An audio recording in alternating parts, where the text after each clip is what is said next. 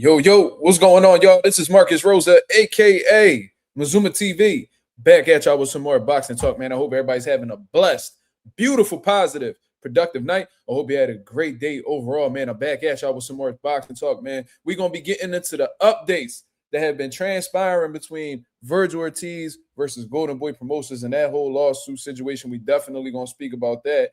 We're gonna talk about Andy Hiraoka versus Gary Antoine Russell Jr. being in jeopardy. Hopefully that's not the case. Hopefully that fight does not get canceled. And then we're going to speak about the Keith Thurman versus Sebastian Fundora pay-per-view. You see what I'm saying? But before we get into that, if y'all could please hit the like button on the way in, that'd be very much appreciated. We on the road to 4K. We well into the 3,300 mark, looking to hit that 3,400 mark in due time. Shout out to the nation and the mob for making this possible. Y'all go ahead and hit the like button as soon as y'all come in. I already see a few comments in the building. My boy, Mr. Big Play Bray, he said there's going to be some good boxing talk tonight. Absolutely. That's definitely the intentions, brother. Shout out to the boy Bray for sure. My boy Lorenzo and the motherfucking Benzo. What up, brother? Junior, what up? Marissa in the building. What up? She said, how are you? I can't complain. Regular day, man. Work. You know what I mean? Was kicking it with my son, playing with him, reading to him. Having him doing his little educational stuff before he go to bed. Took him a nice little bath, all that good stuff. And now I'm here talking to y'all. You feel what I'm saying? Doing some research, reading on things, and I just went live. You feel me? So it was a great, solid day overall. Oh, yeah, of course. I was at Pivot Boxing Academy. Come on, man. Got some good sparring in with all my guys, just staying ready. Looking for some fight dates. You feel me? Mindless Consumer, what up? What's going on? What's going on? My boy J Cash, the money man in the building. What up, brother? How we feeling? I hope everything is going well with you and yours, man. Listen, man, I was doing a little bit of reading up on this Vergil Ortiz and Golden Boy situation, man. Shh, don't be surprised on Friday if we get the news that Vergil Ortiz is a free agent. That shit not looking good for Golden Boy. At first, I was looking like, you know what I'm saying? Like, damn, like I understand Oscar's point of view. You know what I'm saying? Like, I invested all my money into this kid. Now he got, the managers in his ear telling him one thing, pretty much switching up against me. And you know what I'm saying? You trying to get a fight done behind my back when, it's still up in the air whether, you're signed with us or not. Like, you just so sure that you're just going to walk away from this situation. And based off of the fucking documents that Dan Rayfield had just put up on Twitter, bro, I ain't gonna lie, bro. It's gonna be really hard. Like I'm looking at this as almost like a checkmate. We'll see. Maybe there's some other details that haven't been discussed that will override this situation right here, possibly. But based off of what I read previously and what I'm reading now, Vergil just might find his way up out of this situation. Not only that, I told y'all guys that the lawyer that Vergil Ortiz has represented him in this case was the same one that got Canelo Alvarez out of the Golden Boy deal. So I highly doubt that somebody like that, I highly doubt that lawyer would take on this case if he didn't felt like Vergil was good to go, or he at least had a strong enough case to walk away from Golden Boy. Man, this shit is looking crazy. But I'm gonna let a few of y'all get in here, man. He said, do tell. Yeah. No, man. Listen, this shit ain't looking good for Golden Boy. Based off of what I read. You feel what I'm saying? We'll see. I could be wrong. I don't know all of the details. I'm not going to be reading all them pages. I'm just glad that we got the boxing reporters that's, take the time to read through everything so they could feed us the main points. You feel what I'm saying? We definitely going to talk about it. My boy J Cash in the building said, doing good, brother. Hope you well. I got to tap in with you. Been a while since we chopped it up. Hey, man, come on, man. We in the group chat. I ain't hard to find, man. Talk to me. Feel me? I'm around. I gotta start doing that more too, bro. Like reaching out to people and talking to them. But on some real shit, I definitely gotta work on that. Cause I really be like a deadbeat friend sometimes.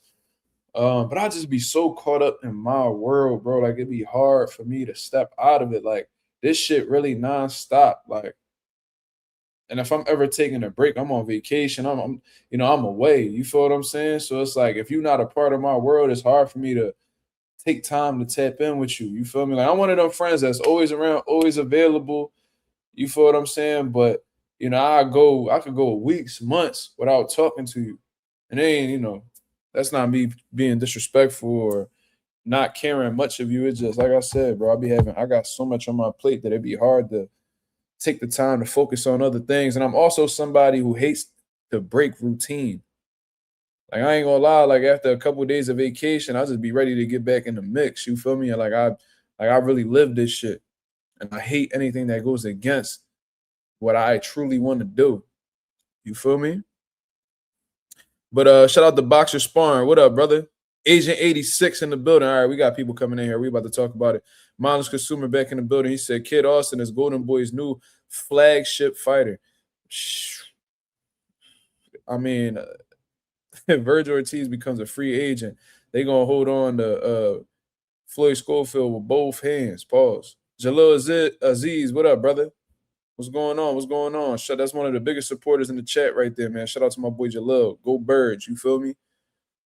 But anyways, man, let's get into this shit, bro, because this is absolutely mind-boggling to me. I would have never thought that, Vergil and his representation, his counsel, I guess you would say, will pull this up out of their hat, man. Because, yeah, both hands was crazy. I don't know why I said that. Shout out to Brother Nazim. They used to be like Brother Nazim Richardson, Bernard Hopkins, late great trainer and shit like that. They would ask him like, "Yo, they said, man, how you doing, Brother Nazim? How you doing?" He said, "Just holding on with both hands, brother."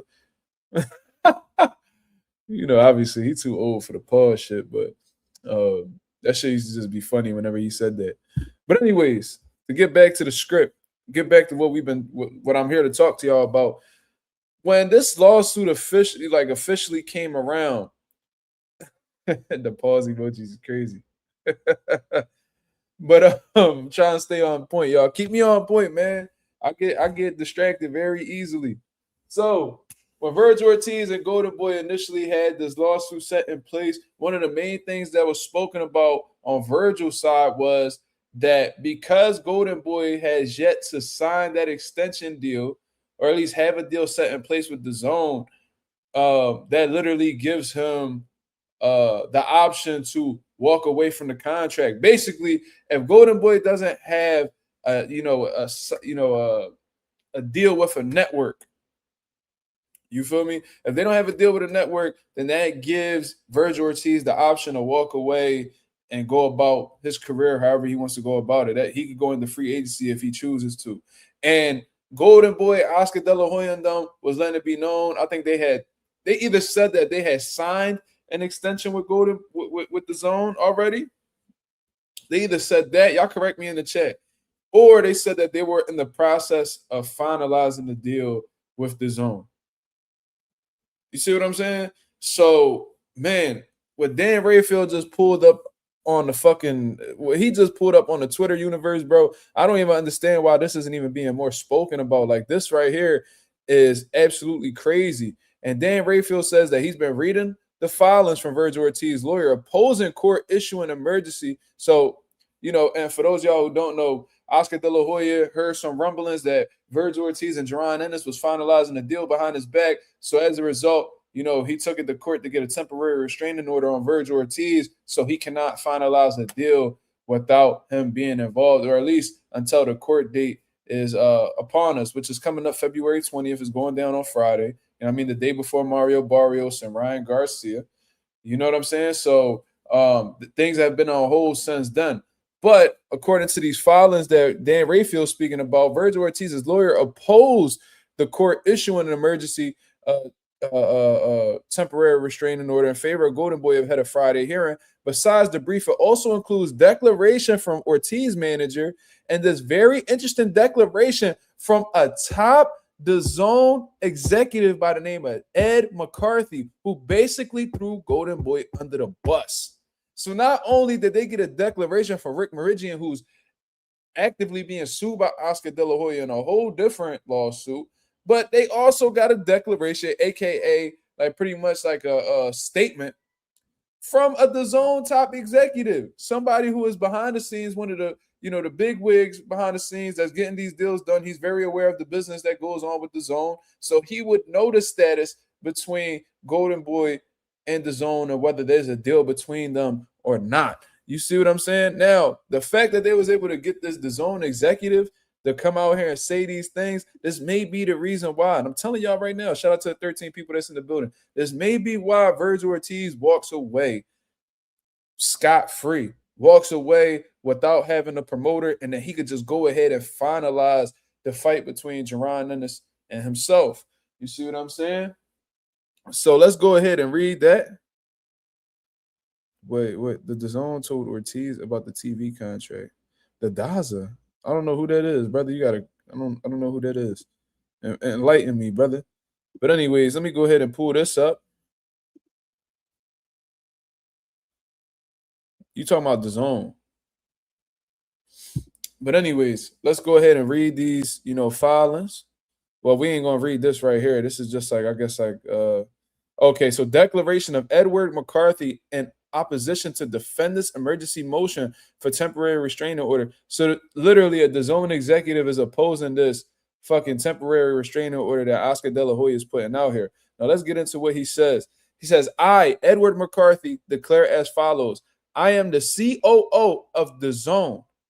The facts stated herein are personally known to me, and if called as a witness, I could and would testify to them under oath. So he's saying, right hand to God, everything that I'm saying right now is truthful, and I don't mind testifying if told to. I offer this declaration in opposition to Golden Boy Promotions' emergency motion for a TRO. DAZN is a global sports streaming service with millions of worldwide users. It is best known for carrying boxing. DAZN has been in the U.S. since 2018. Since that time, Golden Boy Promotions has been a party to a series of exclusive distribution agreements with DAZN, wherein DAZN had the right to be the sole broadcaster of boxing events promoted by Golden Boy in the U.S. As part of these agreements, DAZN provided Golden Boy with an annual budget for events to be agreed and aired pursuant to the terms of the relevant long-term distribution agreement. So that's just talking about the dealings that they had since 2018. So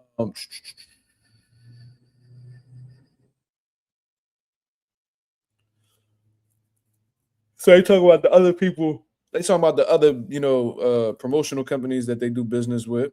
You know what I mean? Queensberry, Matchroom, Misfits, MVP. Cool. So look, so it says DAZN's most recent long-term distribution contract with Golden Boy expired on December 31st, 2025, despite DAZN's offer to extend such long-term distribution contract, whilst the new long-term agreement was finalized and agreed. Wait, I'm not reading. Am I reading this correct? DAZN's most recent long-term distribution contract with Golden Boy expired December 31st, despite DAZN's offer to extend such long-term distribution contract while the new long-term agreement was finalized and agreed. I'm having trouble reading this. I'm not really understanding it. Can somebody let me know? Somebody gotta let me know what this means. But let's continue on. It says, since January 1st of 2026, there has not been a long-term broadcast distribution relationship between DAZN and Golden Boy. Although DAZN aired a Golden Boy promoted event January 16th, it has contracted to distribute a show on March 14, 2026. These events are one-off shows, and the parties had and have no commitments to each other beyond those specific events. So the fucking CEO of DAZN right now is saying that there is no agreement. They tried, they offered to try to do another deal or whatever the case is. For some reason, that isn't going through. So from what I take from this situation, like as of right now, they don't have a deal right now. They're just doing one-offs. They did one on January 16th. They got one booked for March 14th, but there is no locked-in agreement. So because the chief operating officer of DAZN is coming out here and letting it be known that there is no long-term agreement between DAZN and Golden Boy, the judge may look at that, then read Vergil Ortiz's contract that clearly states that if Golden Boy doesn't have a network deal in place, that he may be free to go, and the judge may see that and be like, oh, well, based off of what the COO of DAZN is saying, there's no deal in place. So because you guys don't have no deal in place, Vergil Ortiz has the option to go, and boom, he maybe become a free agent just off of that situation alone. So for instance, let's say, just like any other part of the deal, let's say Vergil Ortiz, and he cited other things like, each time that, I, I was supposed to fight, I was supposed to have at least 3 opponents, at my, at my disposal. Like I should be able to choose. You give me 3 opponents and I get to choose which one. You see what I'm saying? They're saying for this last one, they only offer boots. So that also goes against, that's a breach of contract or whatever the case is. He's mentioned a few different things, but regardless, that one thing in particular. Well, let me give you guys an example. Let's say me and you have a fight agreement. I'm Mazuma Promotions. I'm promoting you, and I'm guaranteeing you 4 fights a year. Whole time in 2025, I only offered you 2.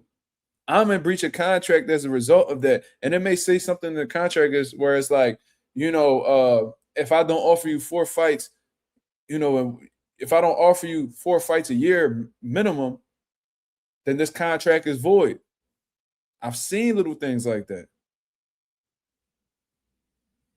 So because of that, you may be free to walk away from the contract because I didn't hold up my end of the bargain. Same thing with Golden Boy Promotions.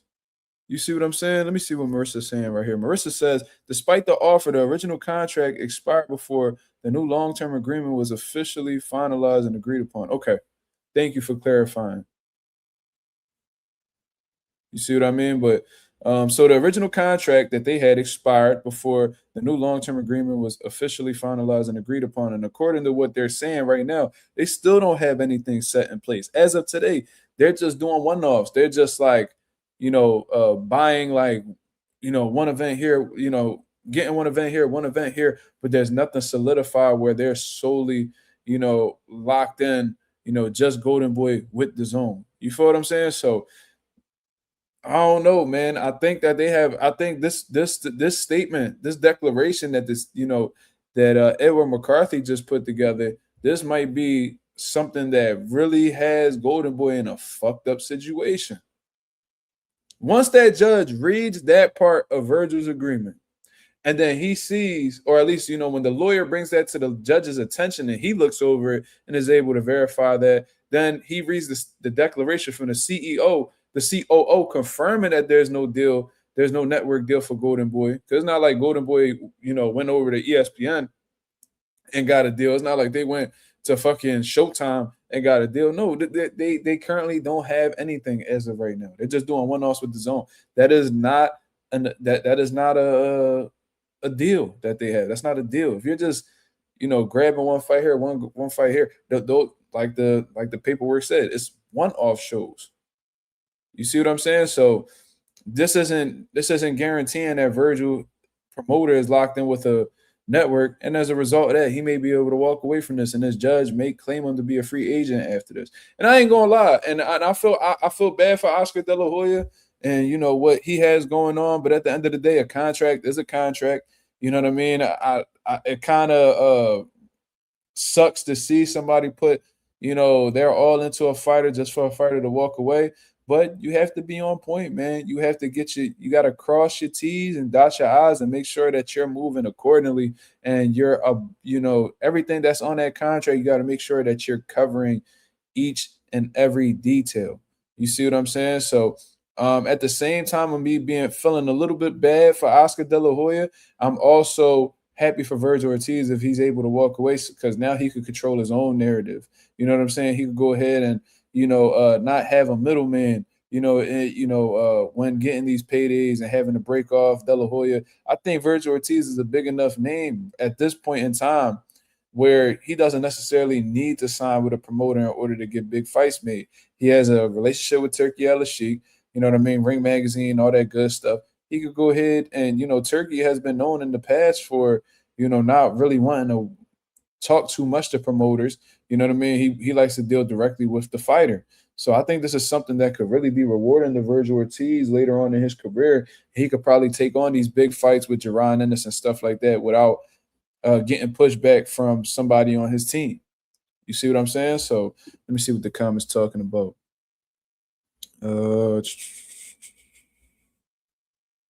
Boxer Sparring said that's probably why Oscar said wait till the 20th of February. Maybe a new long-term deal will be put out in place for Golden Boy.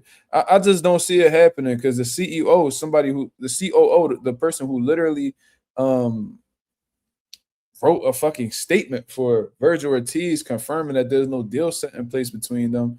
I don't know if things will change within the next 48 hours. I don't know that. That would be super strange if, you know what I'm saying, the CEO, the COO, puts this out, and then all of a sudden within the next couple of days, oh, they got a deal set, so now Vergil can't go anywhere. I don't know, man. That I don't know. I don't really feel like that's realistic, to be honest. I'll be shocked if that were to happen, to be real. Trick said, a bit off topic, but did you see that Golden Boy and the Zone announced a card with Arnold Barbosa and Kendall Sims? Seems like they are working together for that one. Well, like what Edward McCarthy has stated in his declaration, it's one-offs. I mean, that's a one-off. You see what I'm saying? Like if you read the number 5, if you read the fifth statement right here, it says since January 1st, there has not been a long-term broadcast distribution relationship between the Zone and Golden Boy. Although the Zone aired, Golden Boy promoted events January 16th as contracted to distribute a show on March 14th, 2026. These events are one-off shows, and the parties they said the parties had and have no commitments to each other beyond those specific events. So he's saying that they have no commitments to each other, and then all of a sudden, by the end of this week, they got a commitment with each other. I just don't see it happening. That takes a little while to put together, man. Yeah, I mean, but I really think in a way the Zone is putting pressure on Golden Boy. Like, and I made videos about this, man. I made videos about this. It seemed like everybody is putting the pressure on De La Hoya and them, and they're the ones who ultimately fucking up, the situation. These guys are really good at self-destructing. I remember where they almost fell apart when Richard Schaefer and Al Haymon walked away with all of their fighters because they wasn't, paying attention to the contracts that they had. They thought that they had them fighters down at, locked in, because Oscar De La Hoya was so worried about, snorting coke and putting things up his rectum. You know what I mean? He wasn't even looking over his company and making sure that those contracts that was signed by these fighters were, contracted to Golden Boy. The whole time they were contracted to Al Haymon. And that's why when Al Haymon split from De La Hoya, he left with all of the big stars that he had. The only one that stuck around was Canelo Alvarez. You feel me? So this may be another instance where he has a big fighter, a guy who has all the potential to be a star. And, he walks away from the situation because Oscar wasn't handling business accordingly. And I was saying how the Zone pretty much ain't going to be renewing no type of deal with Oscar unless he gives them the fights that they want. Because the Zone, they've been in the game, like they said, since 2018. So it's about to be 10 years that they've been all in on boxing. You feel what I mean? And I think they just sick of being finessed, fucked over, because these promoters get a nice little budget from the year, and they pretty much be telling the Zone guys, oh, we're gonna make big fights happen. We're gonna make this fight. We're gonna make this fight. We're gonna make this fight. And they seeing their budget go down the drain, getting these mediocre ass fights, these fucking tune-ups, these non-competitive matchups, and they're not really getting their return on investment. So they're like, you know what, man? You know what I mean? I think Turkey Al-Sheikh helped out the Zone a whole lot when I guess he decided to invest in the network and shit like that. But I think they're at a point where they just fed up. It's like, man, if you want this motherfucking bankroll, you're going to give us the fights that we want. And if you don't want to, and we're going to put pressure on these promoters. And I'm glad that the Zone's putting the pressure on these promoters, because these promoters be having the audacity to take motherfuckers' money and then give them bullshit. And then, no, I'm sorry. Let me clarify that. These promoters be taking these budgets from these networks, giving these networks bullshit fights. The networks end up losing all of this money while they, while the company is getting richer, you know what I mean, becoming more powerful, becoming more influential in the industry. And then when they walk away, they the networks are the ones that end up shutting down. And then that's another outlet that boxing loses as a result of greedy ass promoters. So Bella Faith said, can't feel bad for Oscar trying to maneuver his fighters around dangerous fights and blocking great fights from happening. Yeah, and I said that Oscar, and I just find it so ironic that he's such a cautious, hesitant guy, because throughout his career, he was known for being courageous. He ain't duck no smoke. He fought all the best competition. Go look at Oscar De La Hoya's career. He had a lot of losses, but they were always because he ended up going up against killers. Even ended his career fighting a prime Manny Pacquiao and shit like that. But as a promoter, he's a lot more scary. He's a lot more calculated. Like, he doesn't believe in his fighters. You see what I'm saying? And his whole thing is just trying to keep them undefeated, even if they're fighting nobodies, keeping them undefeated. So he could put some weight on them, get them to the right place, and then he slaughters them. He cashes them out, and then he goes about his way.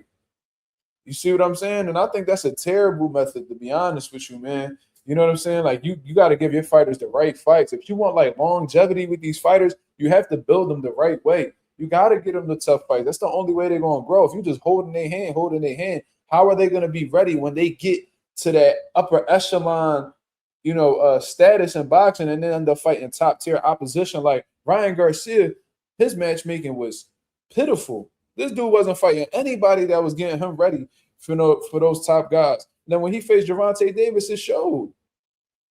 He ain't never really, like, he ain't never go through nothing. That's why when he faced a little bit of adversity, he was quick to tap out. He was quick to quit. Jaime Munguia, holding his hand. Then when he go fight Canelo, he gets embarrassed. You feel what I'm saying? So it's like he clearly don't know what he's doing. He was trying to hold William Cepeda back from Shakur. Oh, we're not, William Cepeda is so badass that he's ranked in all the sanctioning bodies. So we're gonna do what the fuck we want to do. You know what I'm saying? Like, bitching. Jerron, Vergil Ortiz holds all the cards. Well, guess what? You slip up on Friday, nigga, he gonna have all the cards for real, and you ain't gonna have shit to work with, nigga. You see how that shit go? You being cautious and not giving the boxing world the fights that we want and shit like that. Look how it's fucking you over, man. Look how it's fucking you over.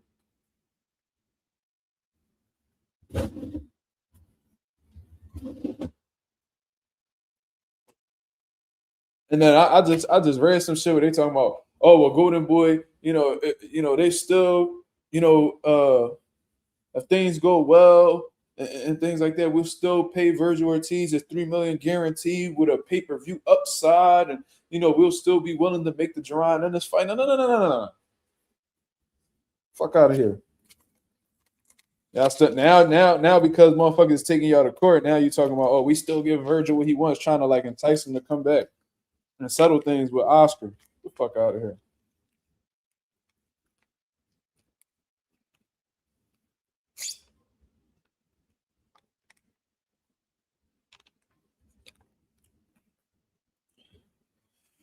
That method been getting outdated now, bro, because people fed up, man. People fed up. Tricks. Bro, I tell y'all, this don't happen in any other sport except boxing. In basketball, the best team plays the best team when it's all said and done. Football, same thing. Hockey, same thing. Baseball, same thing. They got the World Series. The NBA, they have the finals.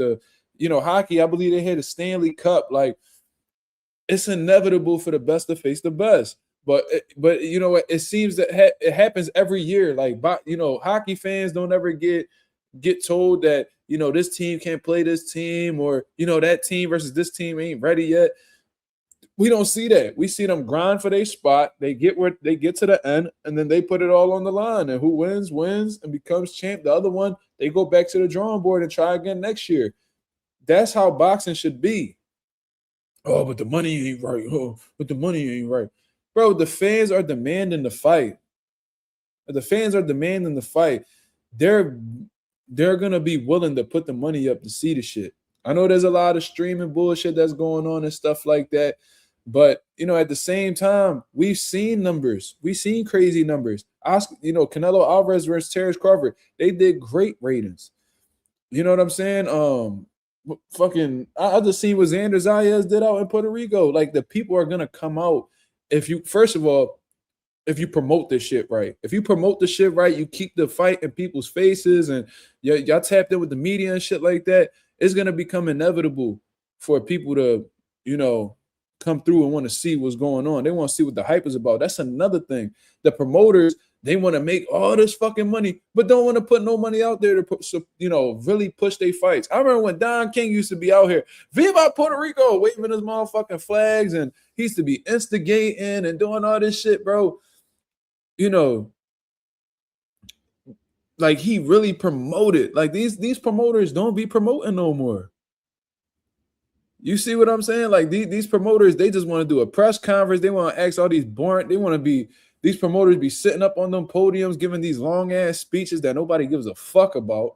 You know what I'm saying? And then on top of that, they only let certain media in the building. You know what I'm saying? Because if the media said one bad thing about their fighter or the promotional company, then they're not allowed to ask us questions. I remember when Muhammad Ali used to sit right across from a motherfucker that he knew ain't like him and still give him the interview. Like, a lot of time, like, we like in a real sensitive era now, a really lazy era, to be honest with you, and it's showing. These motherfuckers want to get maximum pay for doing the least amount of work, promoters especially.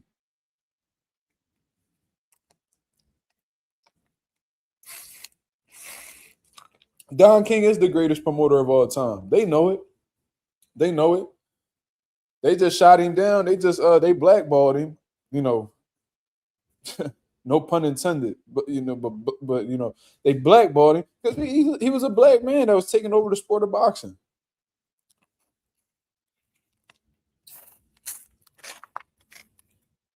You know what I'm saying? They hated the fact that Don King was powerful. He was heavily influential in the game. He had all of the best fighters. You know what I'm saying? Like, he really had the game on lock. So what did they do?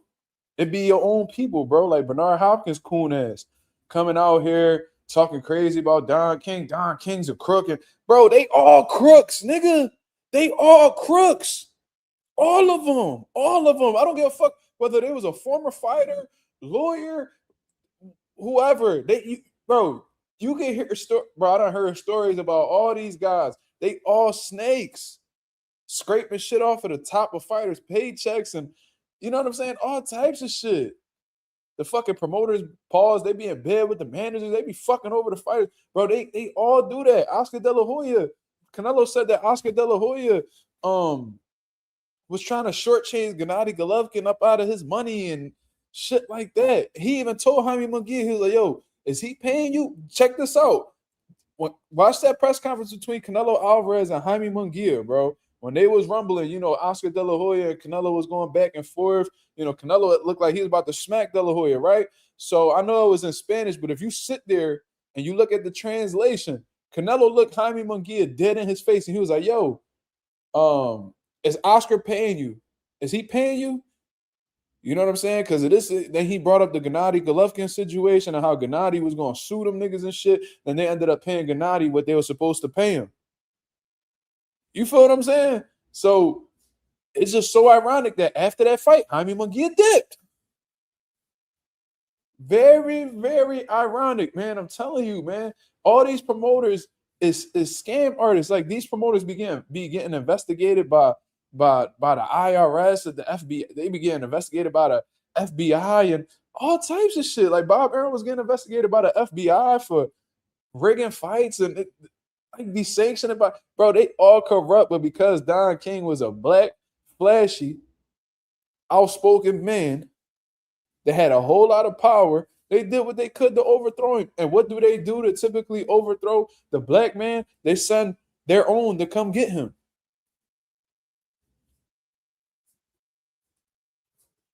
History repeats itself in that way, bro. Whenever there's a black influential person that seems to be, holding all the cards, bro, they always find a way to get their own people to, fuck up their situation. It'd be our own people that be fucking us over. And I just hate that everybody, like, that stigma still on Don King to this day. He 95 years old. People still talking crazy about him. Probably 96 by now. This man about to be 100 years old, and y'all still throwing dirt on his name. But guess what? He ain't never do no shit that any other promoters that's in boxing today didn't do.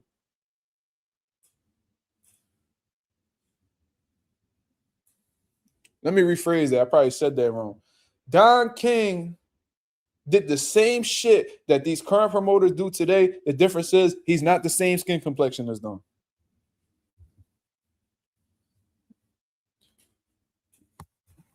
But go ahead and single him out because he a black man. When Bob Arum, white, pink ass, be out here doing some crook shit, all the crook shit he did in the past, ain't nobody give a fuck. My boy J Cash said, right, these tactics were never something exclusive to Don King. One thing Don King fighters never complained about was being paid. He always came with a bag on time. And I ain't gonna lie, bro. Like Mike Tyson was on some nut shit too. Like, listen, maybe Don King did take a couple mil from you and shit like that. And I'm like, he was always bitter towards Don King for, you know, all this shit. Yo, Mike, you made over $500 million.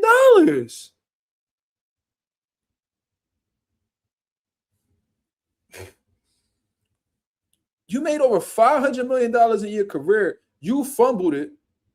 Yeah, Don King probably took a couple dollars off the top of your paycheck. You still left with $500 million, nigga. Probably more than that. With inflation, you probably touched the bill. I ain't gonna lie, you probably touched the bill. But you were doing stupid ass shit like you would give people cars and you know what I'm saying? You buying houses, you buying tigers and shit. And then you get mad at and then you get a drug addiction going on, and you in and out of jail. You got to pay people out of court because you can't keep your hands to yourself with men and women. You feel what I'm saying? And then you gonna sit here and blame Don King because you ain't got no money.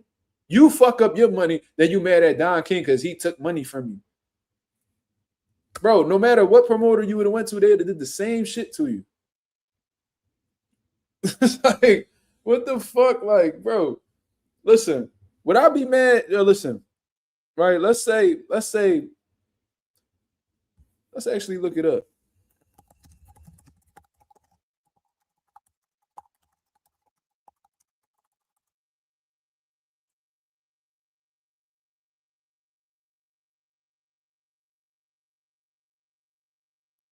Mike Tyson alleged that Don King cheated him out of $100 million in earnings, right? So let's see how much Mike Tyson made throughout his career.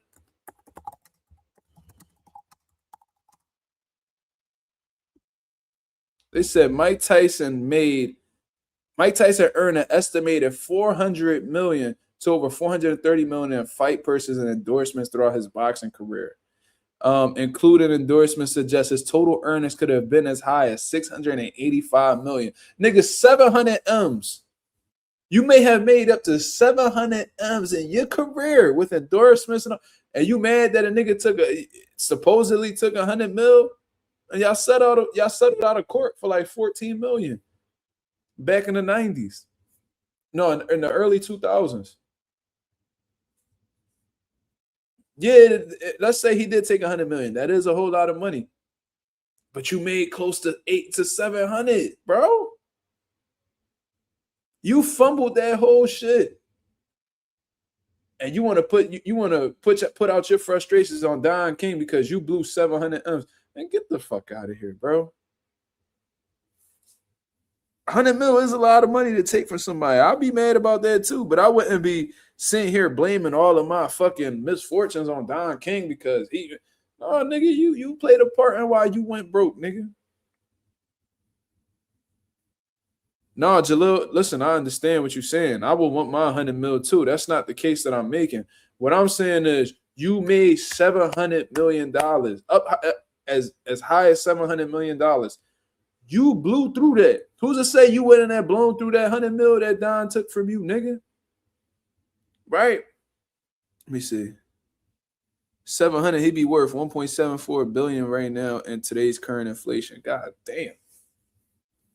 So you made over $1 billion. In today's standards, you made over $1 billion in career earnings, endorsements, all of that. This nigga Don, you talking about Don took 100 M's for you. Yo, bro, yeah, he might have took 100 M's for you, but you fumbled $700 million during that time. Who really a fool? Yeah, but you know that whenever you need somebody to, you need a scapegoat, to blame it on Don. Whenever you do some stupid shit, just blame it on Don. They gonna believe you. They gonna believe that black man fucked you over. Now go ahead and blame. Imagine Manny Pacquiao. No, let's say Terrence Crawford had some financial trouble, right? God forbid, because he got kids and all that shit. And I highly doubt he would. He's very well off. But let's say, hypothetically speaking, Terrence Crawford had a problem in his career, like financially, and then he just come out and be like, "Oh man, it's all Bob Aaron's fault. Bob Aaron took the." Ain't nobody gonna give a fuck about what Terrence Crawford gotta say, because Bob Aaron made the type of person that our people target. We like to target our own. You feel me? So yeah, man, that's what they do. Whenever there's a black man in position, it's always our own people that go after to try to destroy that person. Look how Nipsey Hussle went off. There's a lot of conspiracies and stuff like that, but Malcolm X and Martin Luther King and the Black Panther Party, it goes on and on and on and on. I ain't gonna speak too much about that. That ain't like that's not really my niche. That's not really like my topic that I like to speak on a lot, that I'm really knowledgeable in. But it always be our own people, bro. It's crazy. But yeah, man, that was a crazy avenue to go down. But yeah, man, just all in all, the COO of the Zone, Edward McCarthy, put out a whole declaration saying that there is no deal that is currently either in the process of being made or currently agreed to between them and Golden Boy Promotions. The contract with Vergil Ortiz clearly states that if there's no network deal that Golden Boy has during Vergil Ortiz's tenure at Golden Boy, his contract may be void. So let's not be surprised that on Friday the judge comes to the conclusion that Vergil Ortiz is a free agent. Let's not be surprised. And I ain't gonna lie, Vergil Ortiz is a free agent. We might get that Boots and Vergil Ortiz announcement shortly after the fact. If it comes out that Vergil Ortiz is still a Golden Boy fighter, the contract is still ongoing, then that fight may not happen, and Boots may have to look down a different avenue. So we'll see. We'll see. But I really wanted to talk about that because that's very interesting. Now, there's not many channels that's out here bringing y'all this perspective. So if it comes out that Vergil's a free agent on Friday, then can't say I didn't tell you. Woo wee. Oh man. But anyways, we're gonna move on to the next topic, man. Shout out to everybody that's in the building. Shout out to the 24 people in the building. We're gonna get into the next topic, and this may be some negative news. It's still in the air as of right now. Hopefully, this isn't something that ends up becoming a negative. Hopefully, people get their things together, and we're still able to see one of these fights. So this is a fight that I was looking forward to, in all honesty. And according to Dan the Boxing Man, he comes out with a post saying that he provided the article from Yahoo Sports. Looks like it's Yahoo Sports out in Japan. He said there's a chance that Gary Antoine Russell versus Andy Hiraoka will be canceled. Andy hasn't been able to go to the U.S. due to visa issues. They hope it could be resolved before it is too late. Now, what this says right here is Andy Hiraoka's WBA World Battle in Las Vegas Holy Land is in a picnic. A pit? What? I haven't been able to go to the United States 4 days before the game due to visa issues. At worst, there's a possibility of cancellation. Damn, so the fight's on Saturday. He's still not here. That's not good for Andy Hiraoka, man. You got to get over the, I think what's the fight? Yeah, the fight's in Vegas. You got to acclimate to the timing. You got to acclimate to the weather. Like, that's not, this ain't, you should have been down here, bro. You should have been down here. You know what I'm saying? So that's an unfortunate situation. And I think even if he does make it down here, He gonna be in a fucked up situation because his body may not be accustomed to the timing. He may feel a little off. He may feel a little tired. You know what I'm saying? Like he putting himself in a crazy situation. This should have been something that he should have took care of a long time ago. To be honest with you, he should have been looking to have his training camp here in the States. It's about a 17-hour difference. Shit. And my boy Lorenzo live in Japan right now, a boxer sparring. So totally, that take a little while to acclimate to. For those, you know what I mean, Lorenzo be going over to Connecticut sometimes. He could speak on that. I know he feel that difference when he come over here. So that's a really bad situation. He should have been out here at least a month before the fight. He should have been training in Vegas, you know what I mean? Getting used to that, you know, that heat. You feel what I'm saying? The times difference, all of that. But I ain't gonna lie, man. I don't really. Yeah, that jet lag is definitely gonna be crazy if he's able to make it. Yeah, but I think this team did him a disservice with that. Huge disservice.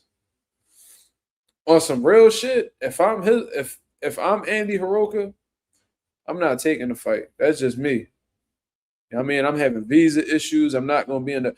If I'm taking a world title fight, I want to be in the best position possible.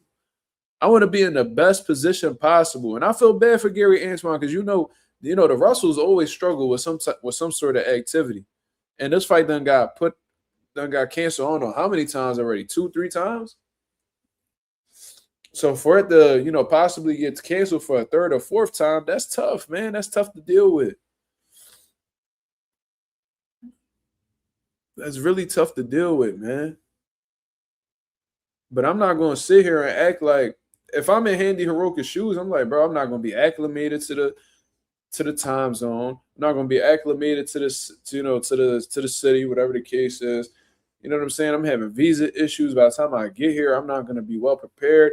And then like Gary Antoine Russell ain't nobody to be 50% with or anything around that area. You need to be the best you could be going up against somebody like Antoine. Can't half-ass with a motherfucker like him. You can't be unprepared for somebody like him. You setting yourself up for failure. Is that how you really want to go into your first world title fight? Nah, man. I would chalk that shit. I ain't gonna lie to you. You know what I mean? Get that visa shit situated. Gary Antoine could fight a quick little substitute or whatever the case is. And you know what I mean? I could see him later on this year if he even fighting again this year.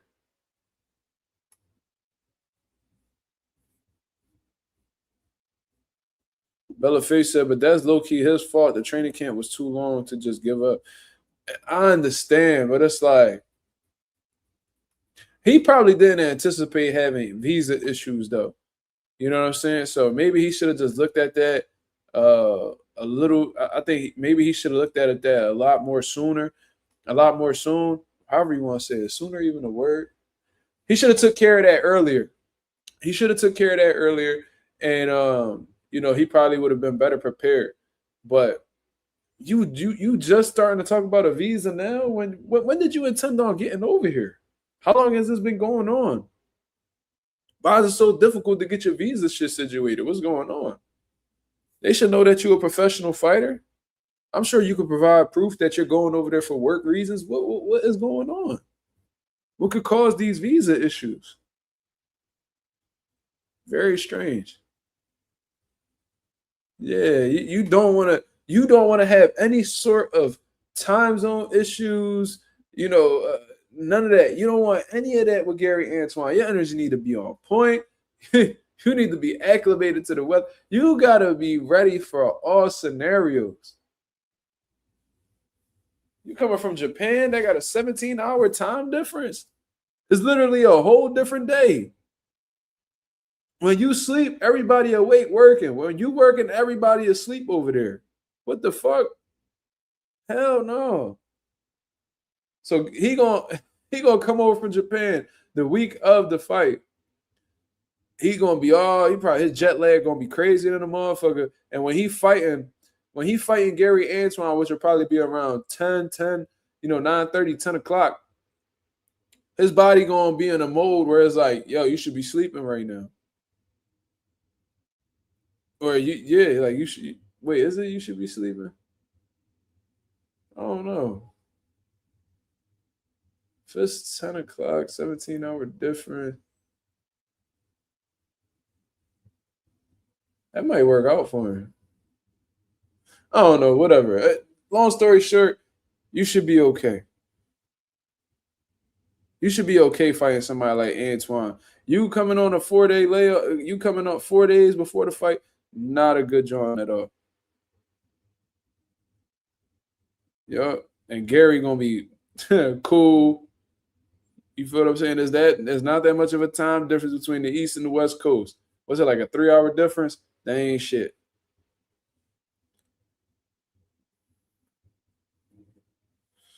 Boxer said, I remember watching Sunday Night Football on Monday mornings in Japan.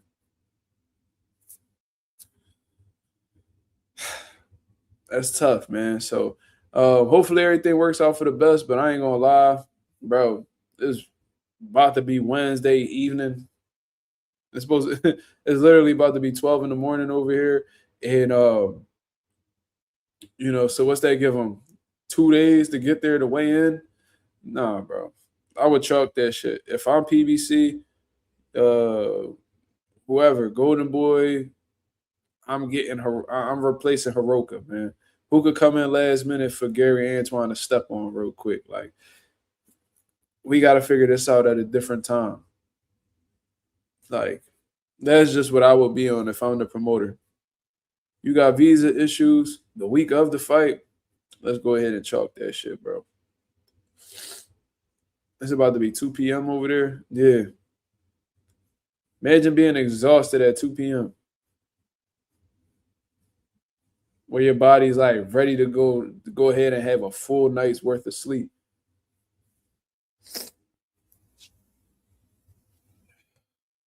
But anyways, we'll see. We'll see what happens with that, but that's not looking good. Now, what I wanted to wrap up this live with, and I seen Keyshawn Davis's interview with It Is What It Is with Cam and Mason, stuff like that. And the only reason why I'm not really talking about that is because I didn't hear Keyshawn say anything in that interview that I didn't hear already. Him talking about he'll stop Tank, heard that already. Him saying that he will never fight Shakur, heard that already. Him saying that he'll beat up Abdullah Mason, I heard that already. There was nothing in that interview that was said that really caught my attention, except when he said that Jermaine Ortiz was a hard puncher. So, he had to be cautious. And I didn't really see Jermaine hitting with no shit that made me feel like Keyshawn was concerned about his power, because Keyshawn was actually being the aggressor a lot of the time. So I thought that was a bit surprising. So he put some respect on Jermaine Ortiz's name, saying that he could punch and shit like that. But besides that, I didn't hear anything in the interview that was just like jumped off the page. So I don't really care to talk about that. We spoke about the Keyshawn Shakur situation. I did like that Mace specifically. I like the fact that Mace was letting it be known that he ain't understand that perspective and shit like that. And you could tell Keyshawn was kind of thrown off, like, damn, this nigga, like, he really giving me some pushback, because a lot of boxers, they're not familiar with pushback a lot of the times. The media, a lot of these media guys don't want to lose their credentials, so they just be letting these fighters walk all over them, talk to them, however. But Mace, he don't come from the boxing world. He's a super casual when it comes to boxing, so he don't really need them. That's not his fan base. His fan base is the music business. It's surrounded around the music business, not the boxing business. And the sports, I guess since they talk about sports, other sports watch besides boxing, so he don't really care to kiss their ass, because it's like, I don't need you. You feel me? But I didn't really care to speak about that interview. It was like, for what? I seen Shakur Stevenson, and I don't know what it is about Shakur Stevenson with O'Shaquie Foster, man, but I don't know, bro. It's like the nigga, like, I'm not going to say he worried about Shaq, but there's something about Shaq that really gets underneath Shakur's skin. Since, like, when you heard Shakur Stevenson talk about wanting to fight niggas outside the ring? Like, since when? That's very out of character for Shakur. Like, I heard Conor Ben say that he'll fight him outside of the ring, and Conor and Shakur was like, no, let's just keep it boxing. Let's just keep it boxing. But when it comes to O'Shaquie, oh, man, this personal. Like, I would want to see him outside of the ring. Why? Y'all niggas I don't know about O'Shaquie. Nigga, you are a millionaire, bro. You are a fucking millionaire. You get paid to put your gloves on and fight niggas. Why you want to fight a nigga for free outside the ring? For what? Because you a real nigga? Because you stand on principles? Man, get the fuck up out of here, bro. Y'all niggas done went against y'all principles a few times, nigga. Being cool with racists and giving niggas the benefit of the doubt for being racist and shit like that. Like, y'all been ain't standing on shit, bro. Y'all been wasn't standing on shit. So I don't even want to hear that. Like, y'all, that whole real nigga shit, y'all pick and choose when y'all want to be real niggas. Don't nobody want to hear that. You feel me? But it just be, he talk a little different when it comes to O'Shaquie. He brought up the whole shit where it's like, oh, man, I ain't going to fight you. Blah. I ain't going to fight you. I don't give a fuck about this belt. I get his belt up. I get his belt up. Now he talking about he want to fight O'Shaquie outside the ring. For what? For what? What the fuck is we even talking about?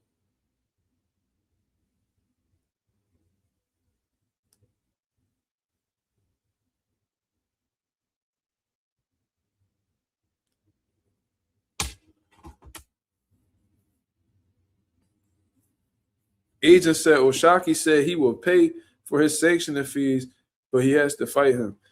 Yeah, I love the fact that O'Shaquie is putting pressure like that. You know what I'm saying? But it's like, I don't know why Shakur acting like he above an O'Shaquie fight. Like, you just fought William Cepeda the fight before Teofimo. You're not above an O'Shaquie Foster fight. And everybody that you fight from now on better be better than O'Shaquie Foster. That's the type time I'm on. If you're gonna act like a motherfucker is not on your level or he's not, eligible to fight you, then everybody that you should fight moving forward should be above that fighter. I can't say, yo, I ain't fighting Frank Martin. Fuck Frank Martin. You know what I mean? He ain't on my level. Then I go ahead and I fight a motherfucking who's like a lower tier guy. Let me not even say Frank Martin because he's still on the come up.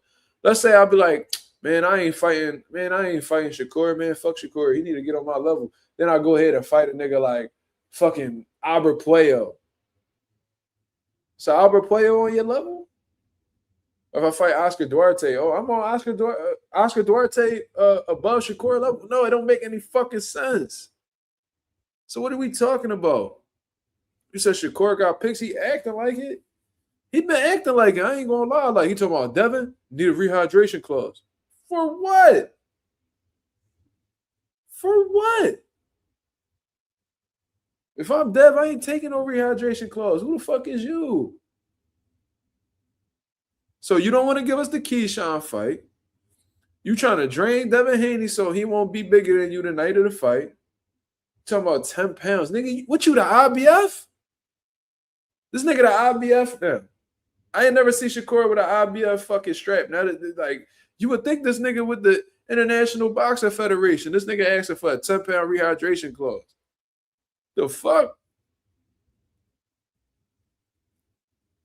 And at first, when he was talking about fighting Conor Benn, he wasn't bringing up no motherfucking rehydration clause.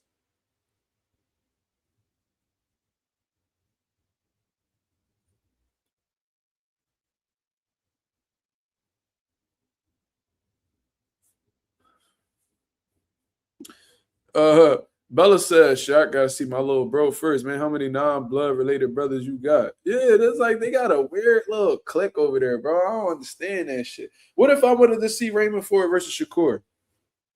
I can't see it because y'all niggas brothers.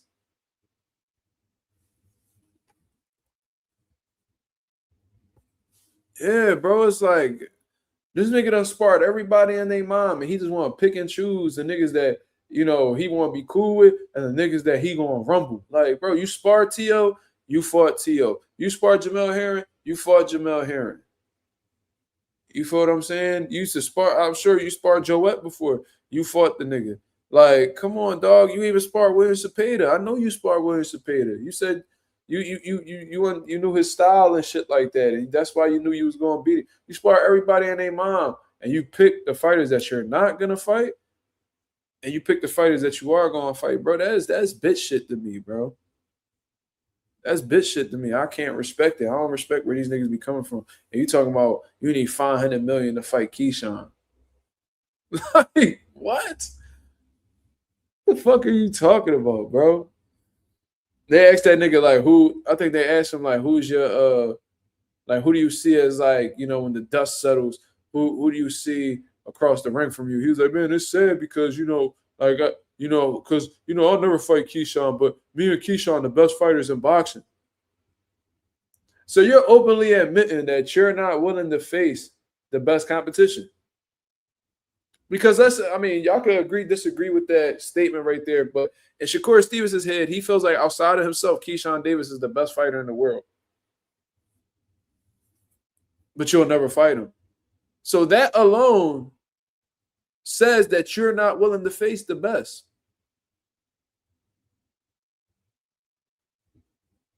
And if it does involve fighting the best, you got these unrealistic stipulations like 500 mil, rehydration clause.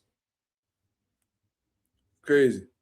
So when Devin Haney had when Bill and Dev was having you stay over the crib and taking you to tournaments and shit like that, that wasn't brother. That just wasn't brother enough for you. That's not your brother. Fuck Devin.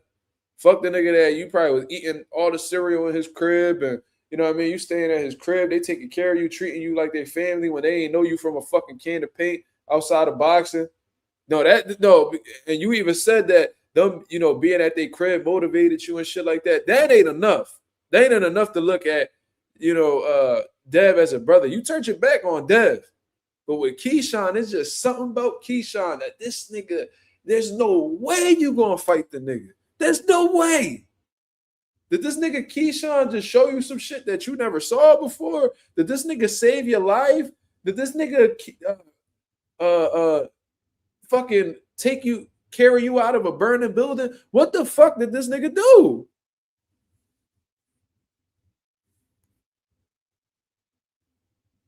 What is it like? So a nigga take you into their crib, they feed you, they take care of you, they treat you like one of their own. That ain't my brother. But Keyshawn Davis, a nigga you've known since you was a teenager, just like Dev, who you've never really said the only thing I ever heard this nigga do for you was pray with you.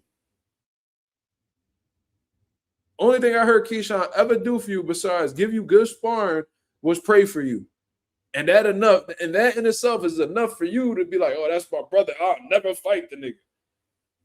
What the fuck? I don't know, bro. It's like these niggas want to be cool with each other just so they won't have to see each other. That's bitch shit to me, bro. I can't relate to that.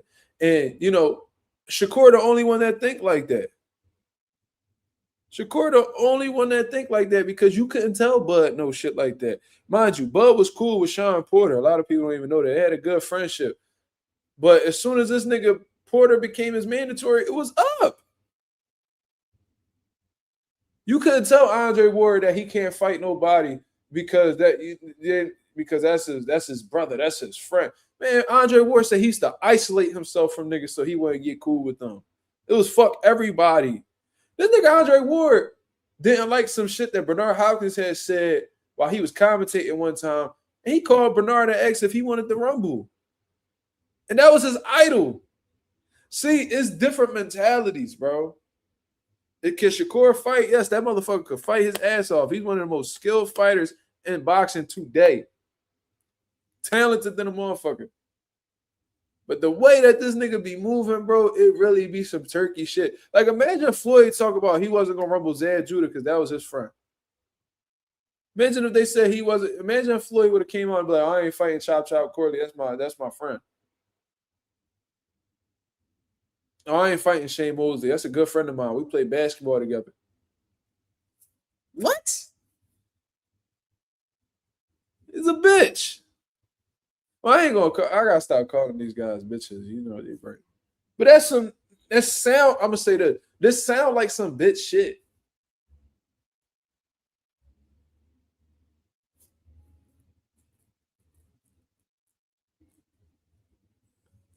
Oh shit, Ralph just said exactly what I said. Yeah, like what the fuck? Like, can you imagine if Floyd said some shit like that? Imagine if Sugar Ray Leonard was like, "Oh man, I ain't fight. No, I ain't fighting. I ain't fighting Tommy Hearns, man. No, that's my brother, man. Like we grew up, we came up in the amateurs together, man. He got me through some tough times, man. Man, shut the fuck up, man. You the best, or you not? Or are you not? Y'all claim to be so competitive, but y'all pick and choose when to be. Are y'all really competitors if y'all picking and choosing when y'all want to be competitive? Are you really a true competitor if you're being selective with who you compete against? Because as far as I'm concerned, like Michael Jordan didn't give a fuck who it was. If he was an op, you was an op. He was right at you. He did whatever he could to destroy you, whether y'all was friends outside of the court or not.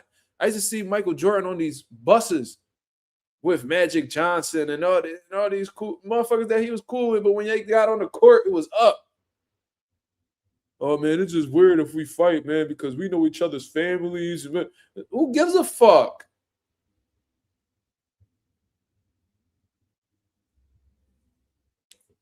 Bella Face says Sugar Ray Leonard and Hearns 1 is one of the greatest fights ever. Imagine, and I'm not saying that Keyshawn and Shakur will live up to that fight, but that's a great fucking fight, man. And who knows what would have happened in that fight if they were to face each other. Shakur might come out victorious. Maybe Keyshawn upset some shit. Who knows? That sparring set, that little small clip from their sparring session looked a little competitive. They're taking away because they so hell bent on being friends. They taking away a fight that may possibly push the boxing culture forward. No, not possibly. Definitely pushes the boxing culture forward. Michael, yeah, Jordan would play cards with you, buy you dinner, then drop 40 on you. Facts. Because he knew how to separate the shit. And y'all like, oh, well, basketball is different, man. Man, basketball is different than boxing. In boxing, you taking punches to the head.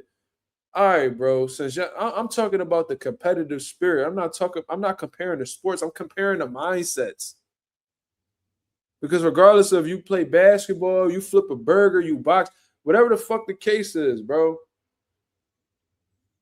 You know, a true competitive mindset is can't nobody fuck with me. And I'm willing to put it all on the line against anybody to prove that shit. That's what I'm talking about.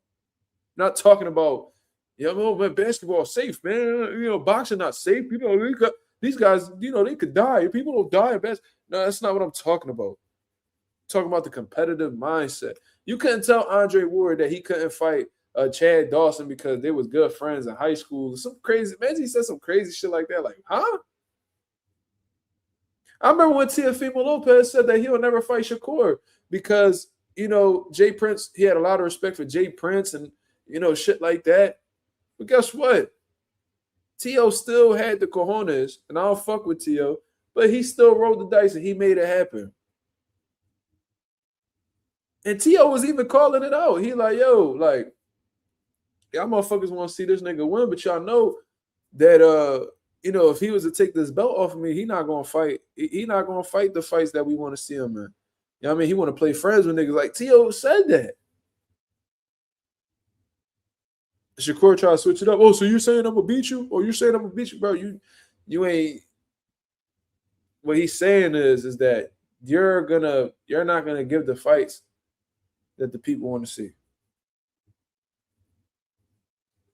Telling this nigga, I don't know why niggas be so cool with being niggas little bros, bro. Like, I don't get the shit. Like, I've never been a nigga little bro in my life.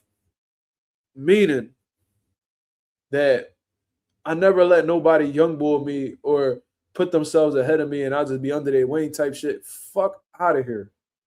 I'm too much of an alpha for that shit.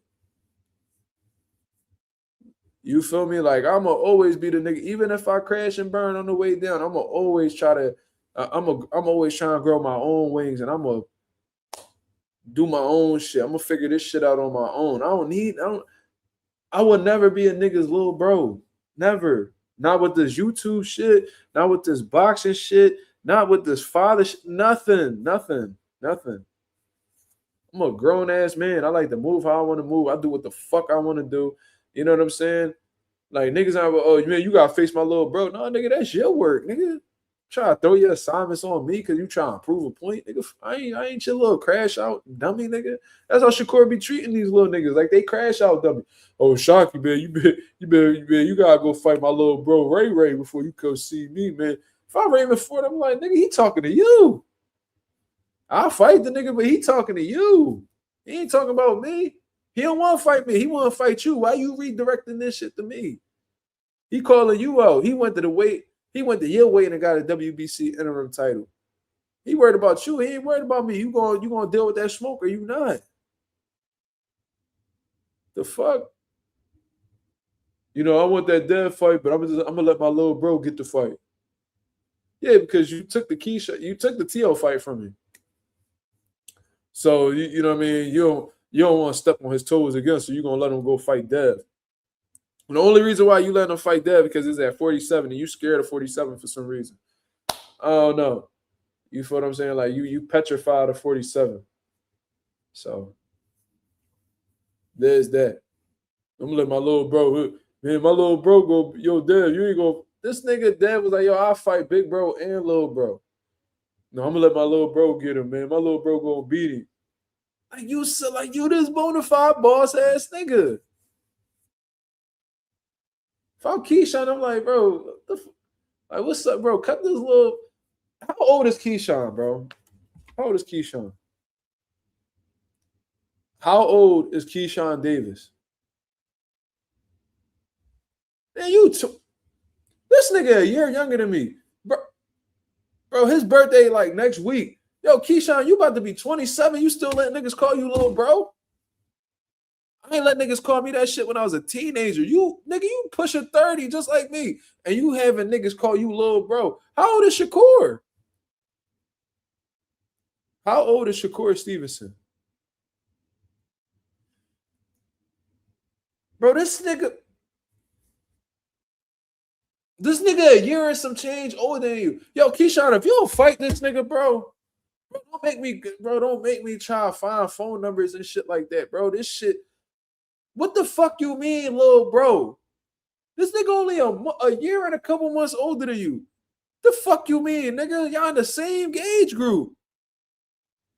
Bro, he not even 2 years older. Look, this nigga Keyshawn birthday February 28th of 99. Shakur is like, wait, I just saw it. How old is Shakur Stevenson? Shakur Stevenson is 28 years old. He June 28th. He June 28th of 97. He not even a year older than Key. I mean, he not even 2 years older than Key. The fuck?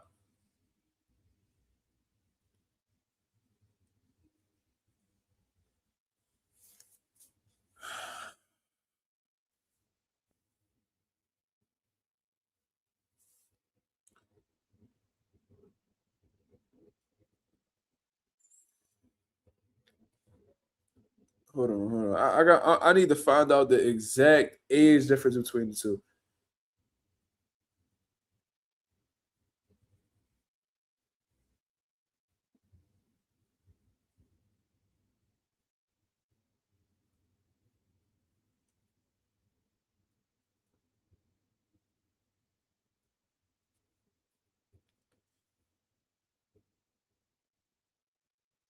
One year and 8 months older.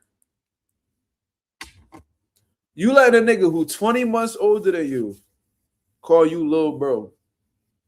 Bro, I could tell you ain't have a dad, bro. I could really tell like you ain't had no middle figures in your life. Who the fuck is cool with that? Maybe I'm just like I'm probably got too much ego. I got too much pride. I don't know. Maybe I'm just dumb. I don't know. But ain't no nigga who a year older than me like, yo, what's up, little bro? Yo, my little bro got it. Nigga, get the fuck out of here, nigga. Because when you saying that little bro shit, you making it seem like you my superior. Ain't nobody walking this earth my superior, nigga. Corey got Jared Anderson calling him big bro. Bro, I don't understand, bro. Shakur older than me. That nigga not my big bro. Would never be my big bro. Never. The fuck is you talking about, nigga? I wouldn't even call Bud my big bro. That's the homie for sure. Or if I would call you brother, but I ain't about to add nothing to it like big brother. Bro, I'm so big on that. I don't even call my young boys little bro. Cause it make me feel like, cause I'm a man, what J. Cole said, I'm a man of the people, not above but equal. You see what I'm saying? So I carry it the same way where it's like, I'm not above you, I'm not below you. We on the same level, my brother. And that's how I'm gonna treat you every time. I'm gonna treat you exactly how I want to be treated. We on the same level. I don't overlook you. I'm not overlooking you. You not overlooking me. We eye level with the shit. I'm gonna treat you how I treat the 16-year-old nigga how I treat the 58-year-old nigga.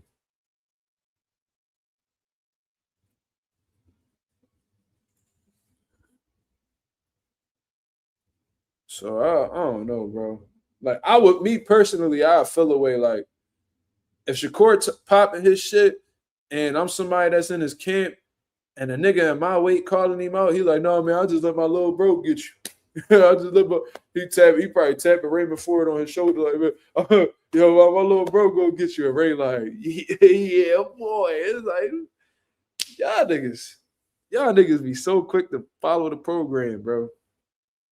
Like, no, nigga, I'm like, bro, you need to handle that. He talking to you. He talking to you. That shit happened at the amateur show a couple weeks ago. I remember this one boy. So it was some kid from my gym. I didn't train him. Fighting some other boy from a different gym, and the crowd was hype. And the boy that wasn't from my gym, his peoples was directly across from me. So I'm sitting there watching the fights. I'm rooting for the nigga from my gym. Why? Because he from my fucking gym. So they hear me rooting for the other nigga. So every time the nigga, they boy had a moment. The one boy like, yeah, fuck they talking about, yeah. But he like looking right in my direction, and I ain't the type person who go ignore that shit. So I look right over and I'm like, yo, who you talking to, bro? Like, bro, who you talking to, bro? Like, real calm. And like he kept ignoring me, so I'm like, all right. But then when I look over, he like looking, I'm like, bro, no, I was like, yo, no, all real shit, bro. Like, who the fuck you talking to? You know, I'm talking to that nigga right there. I said, all right, well, say that then, bro. You're not talking to me, bro. He talking about these bitch ass niggas. Ooh, who you talking, nigga? I would choke you out in this joint, like in real life. Like, fuck, who you talking to, bro? Don't get this. Y'all niggas be fans. Y'all be getting beside yourself.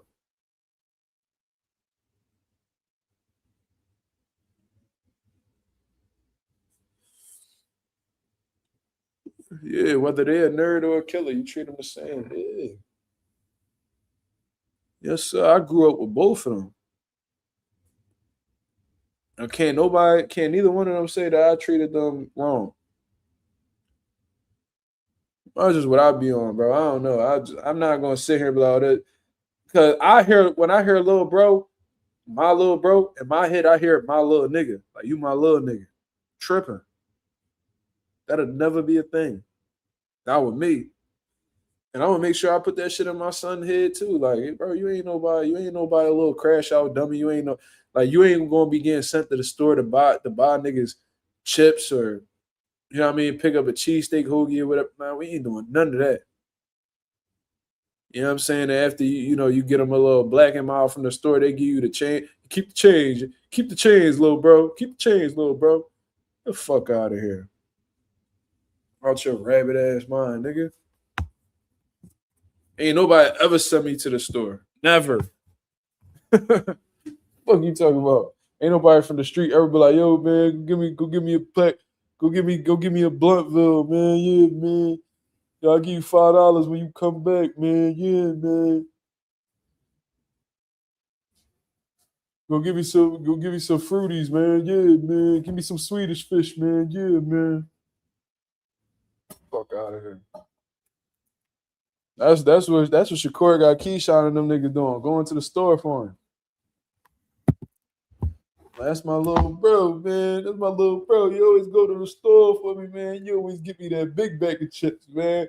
You give me that family size joint. You know what I'm saying? I'll be back tomorrow. I'll give him a couple dollars and all that.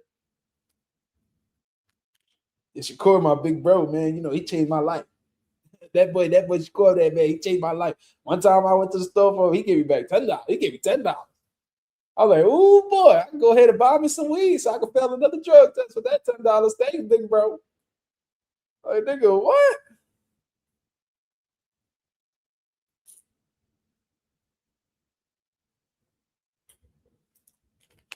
After I went to the store for my big bro Shakur, he gave me $10. You know, I bought a dime of weed before I fought Nair, and that's why I test negative. That's why I test positive. Like, what, nigga? Man, he should have never gave me that $10, man. Then when Shakur sent me to the store again, you know what I'm saying? He gave me another $5. So that's, you know, and I went to the store for him every day. That's why I was drinking every day.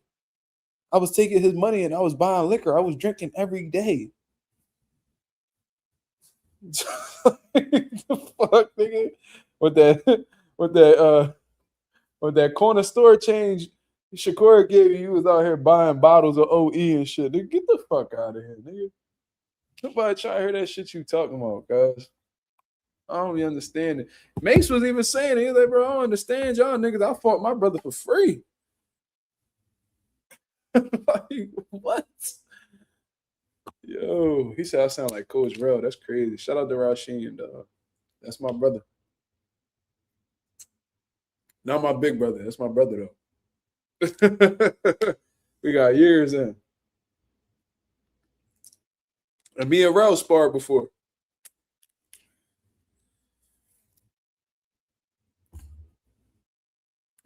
I was getting off on Rel. Then I got tired. He punched on me. Smacked me to death. Shout out to Rel.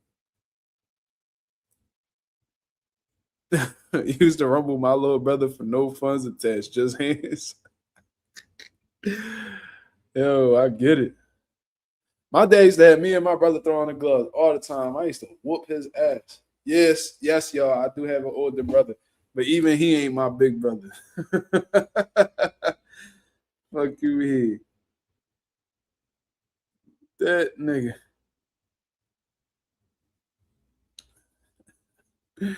That's my big bro. That nigga not even 2 years older than you. Like,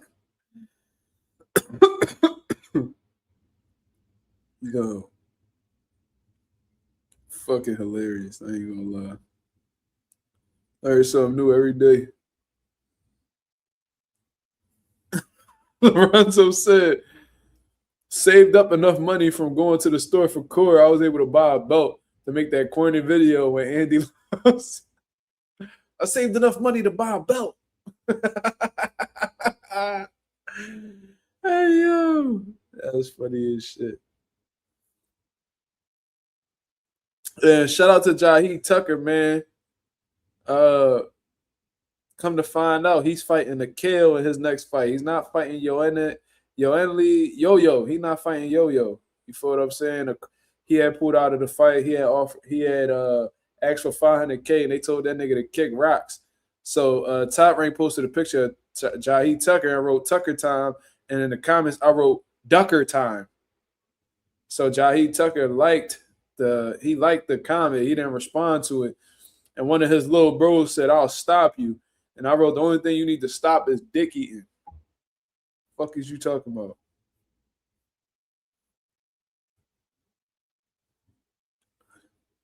Fuck you talking about you stop me, nigga? You out your motherfucking mind. What you need to stop is dick eating. Stupid ass. Yeah, Yo-Yo fighting Terrell Goucher, man. Yo, Terrell Goucher, that's a brave motherfucker right there, boy. At this point, Terrell Goucher done fought everybody and their mom. Shit. Let's look at Terrell Goucher. Who he fought? Lubin, Erzlandi Lara. I think he fought Elijah Garcia, who's also on the card. He going up against Kevin Newman. That's going to be interesting. That's definitely going to be interesting. This motherfucker 24-5. He fought Elijah Garcia, Carlos Adames, Tim Zhu, Erickson Lubin, Austin Trout, Erzlandi Lara. Like, come on, bro. He really been out here, bro. Getting that motherfucking working for sure. Really a dog. So shout out to him for taking the opportunity. That's a very, very dangerous fight. I do think Terrell Boucher gets stopped for the first time in his career. Not gonna lie to you. But it's a good fight. But listen, man, when you look at Terrell Boucher and what he got going on, I mean, he's 38 years old. He's 38 years old. So he's probably looking for, as many quality fights possible before he hang it up. And, he may look at Yo-Yo as one of them.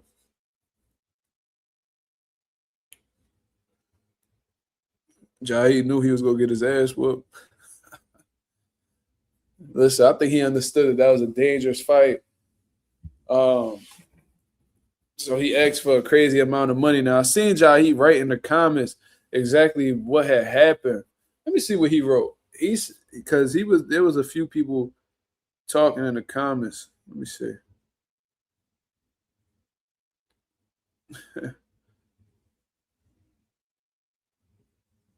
Let me see. So somebody had wrote Jair and said, rumor is you asked for $500K. That's true. Jair said, I accepted the first offer. They made changes, so I upped my price.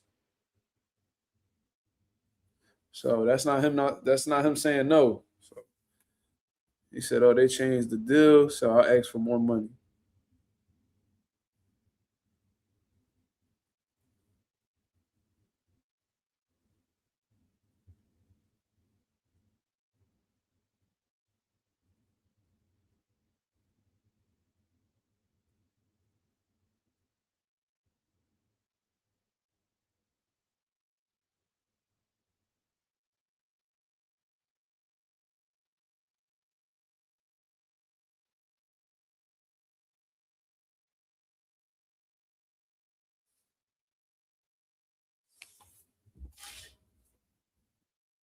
They robbed Goucher. He should have gotten that win over Elijah. Yeah, for sure. That was disgusting, to be honest with you. But I don't know. It's something about that kid that they just see him doing something where they just try to keep his record alive. I don't know. He ain't been looking right. I ain't gonna lie. Like, he ain't really been looking like himself since he lost to, Kyron Davis. He was on the road, man. Like when he beat him, like, can you believe that he beat Resendiz? Look how he stopped Resendiz at that.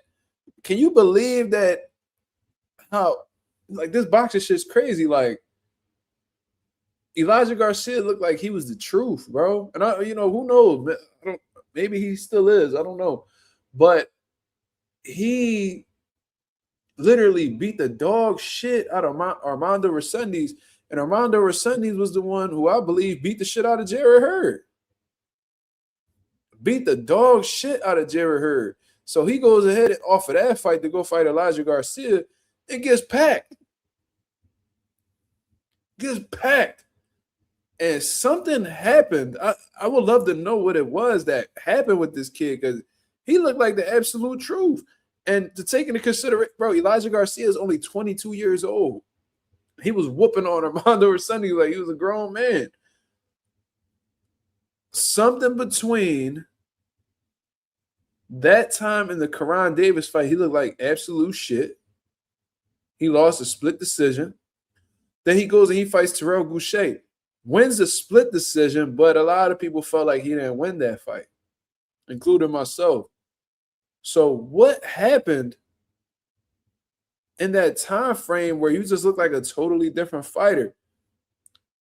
And the fact that Armando Resendiz got stopped in 2023, then became champion in 2025 is insane to me. Like that's a whole 180. You got stopped 2 fights ago. Well, 2 fights ago, you got stopped. You got to respect that, bro. He got stopped in this one fight. He came off of the biggest win in his career against Jarrett Hurd, got knocked out in his following fight, won a tune-up fight, then he beats a fucking top contender at 168. Caleb Plant, and now he's a world champion. Like, That's comeback fighter of the year type shit. I ain't even gonna lie to you. I know we gave it to Devin Haney. Devin Haney definitely got it, considering everything that he had went through with the media and being cheated and shit like that. But Armando Resendiz got a good little comeback story. Now, if Armando Resendiz, we don't know who he gonna fight. Look like he got a little bit of options. Carlos Adames, Aries Landy Lara, motherfucking Jamal Charlo and shit like that. I don't know who he gonna end up picking because Jaime Munguia abducted.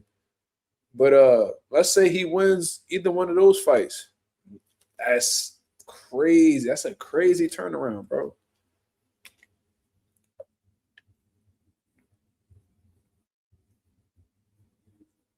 Resendiz retired hurt. Wasn't I think Jared Hurd fought recently, and then he was like, no, I'm done.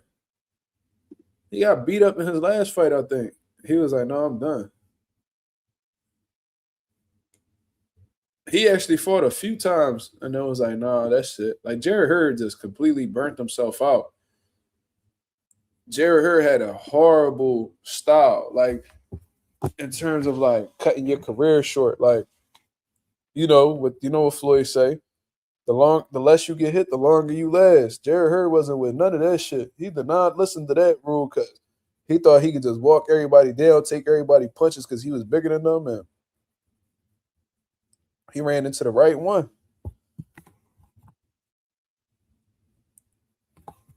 He was never the same. But Armando really whooped Jared Hurd, though. Jared Hurd fought. I know Ralph. He for a fact he fought Jason Rosario. I think that was a draw. And then he fought some dude. He fought like Johan. It was like some name like that. It was like some Dominican nigga or something. I think let me see, man. Let me take a look. Actually, the boy that Jared Hurd lost to and he ended up retiring was a nigga who Aris Landy Lara just beat in his last fight. The dude that came in on last notice. Let me look. Because I remember looking at that not too long ago. Yeah, the dude from Venezuela. He fought Jared Hurd, beat him. Then he went into the Aris Landy Lara fight. And got schooled, to be honest with you. Like, he just got schooled. But yeah. One judge ain't give Johan no rounds. Jared lip was hanging off his face versus Resendiz. Shit was, I remember that. Resendiz was whooping him, bro, because Jared Hurd don't got no defense. He has zero defense, bro. Which was crazy because when I seen him coming up, it's just so crazy how these dudes just fall off. Because when I was watching Jared Hurd coming up, he was a little elusive. He had like some good head movement and shit like that. Then like he just started feeling himself and just became the Terminator, walking people down, getting hit with all these shots. Like he was on his Subarel shit before Subarel was on it. And then he got broken up, bro. Like anybody that watches boxing, bro, and you really want to truly last in the sport, don't fight like no Subarel. Don't fight like no fucking Jared Hurd. Don't fight like no Ruslan Provodnikov. Them niggas don't last long, bro. Your body can only take so much.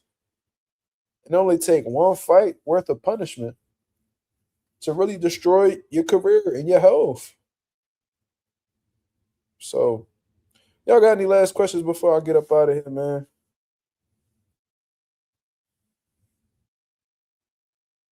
Let me know.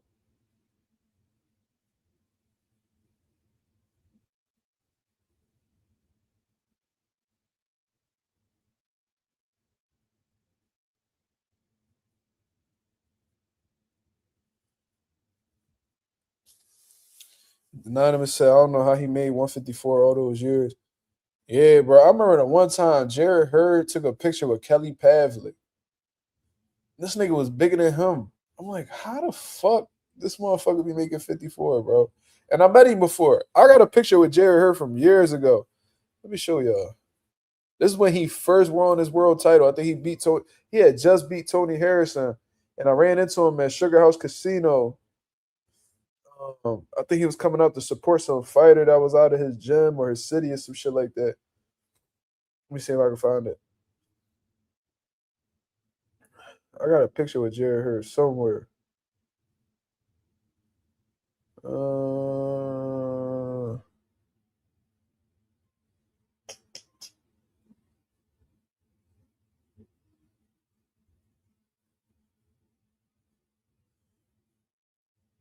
It's somewhere over here.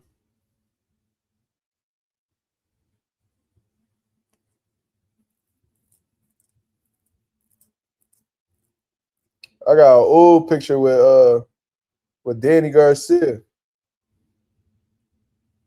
Check this out. Me, Angel Garcia, Tevin Farmer. That was a young boy. Look at me. I look young as a bitch. But I got a picture with Jared Hurd. I got a picture with Evander Holyfield. Look how much bigger Holyfield was than me, bro. Crazy.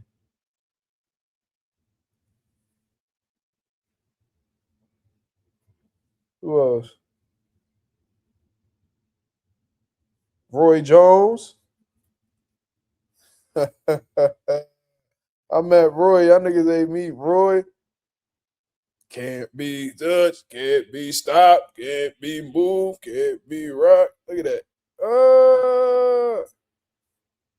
Check the group chat. It's news about Hiraoka. Don't tell me.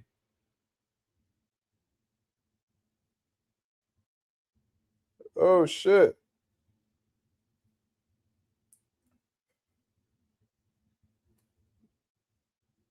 He's flying out tomorrow.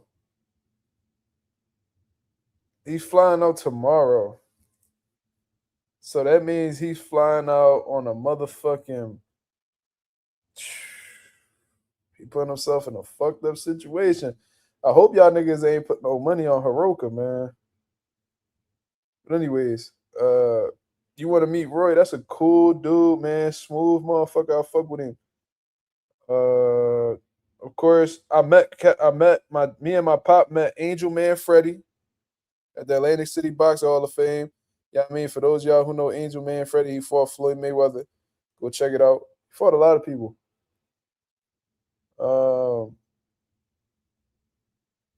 We met Kelly Pavlik. We met Kelly Pavlik. You know what I'm saying? He signed some gloves for us. Shout out to Kelly. Of course, I met Tito Trinidad.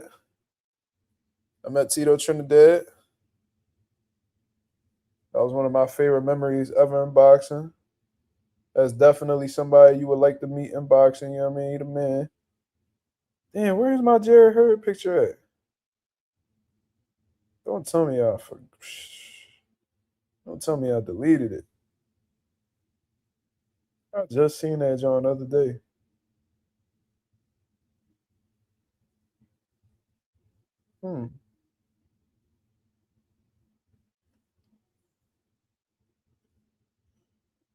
That motherfucker gonna be spent in that ring. Watch. That nigga better be sleeping all the way until the weigh-in.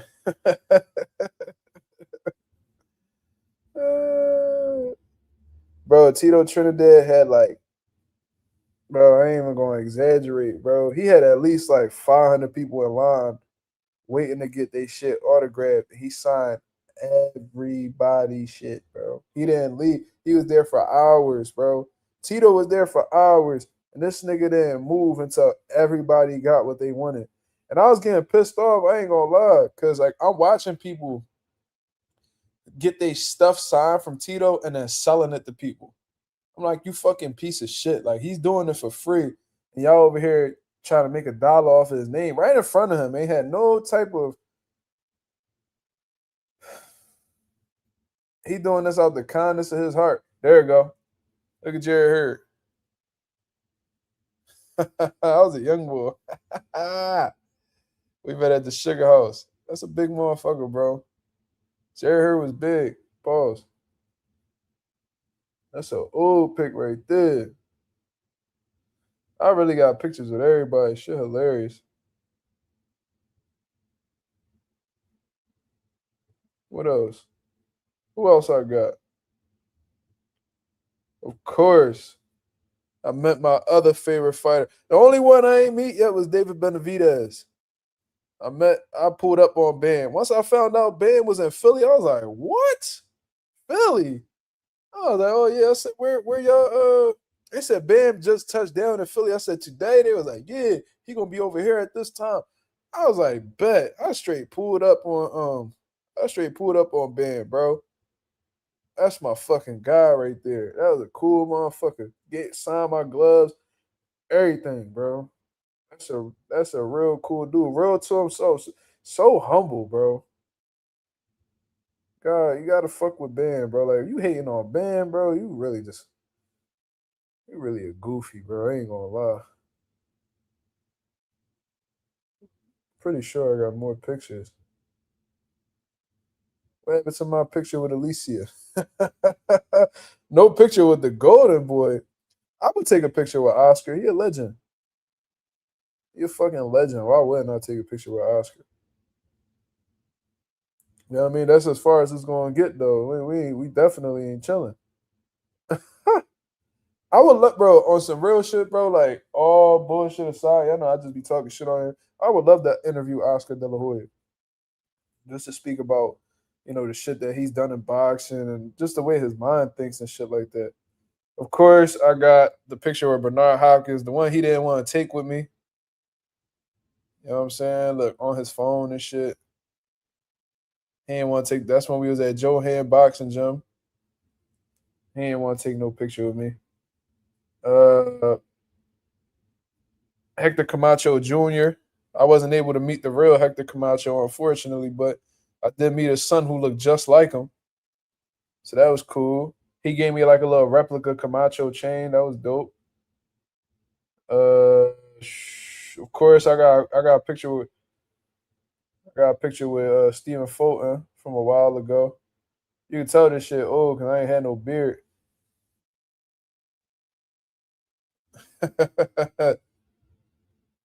Yes, I got a picture with J Rock too.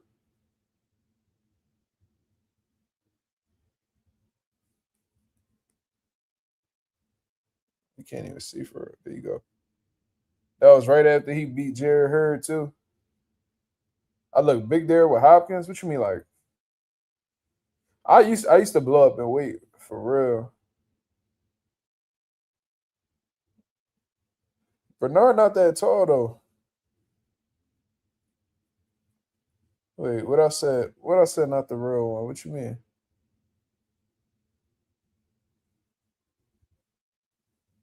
Damn, he said not the real one. What did I say?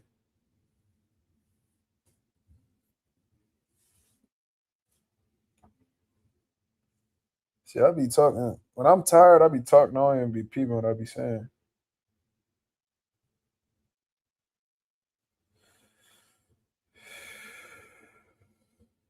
Oh, well, I meant his son, man. No disrespect. God damn, that's not what I meant. Um,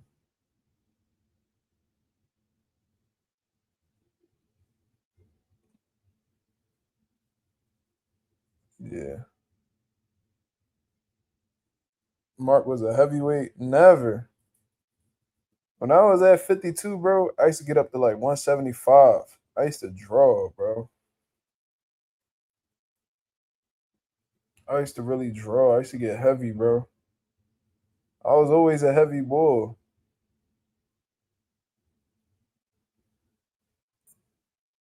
Only motherfucker I ain't meet was David Benavidez, man. I hope I could get an interview with him. I be trying so hard. Y'all ain't even be digging it. Like,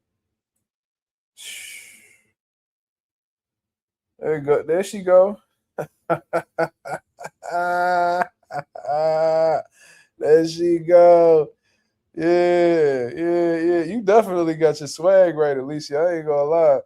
You changed your whole shit up. Shout out to you. You found your swag. This wasn't around that time. I mean, she looked all right. I mean, she wasn't ugly or nothing like that. But she definitely look a whole lot different now than she did before.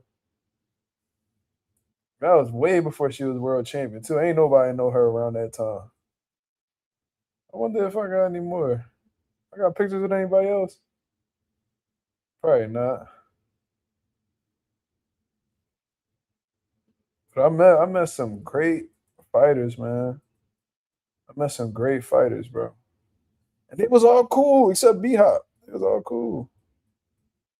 B Hop just made me feel like he made me feel away. He's like, we gotta take the picture right now. I'm like, damn, nigga, what you doing? You not even that busy to be acting like that, bro. You ain't even start. He ain't even start jumping rope yet. I think. So I was like, what's the problem? God damn, it's a hassle.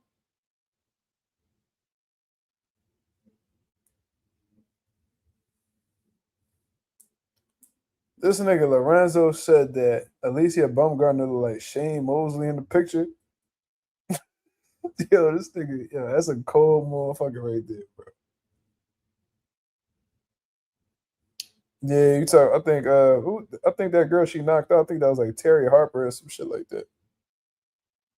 Yeah. Don't talk about Juice with Alicia though. She gonna talk about her lawyers and shit. You know, you know, she get upset.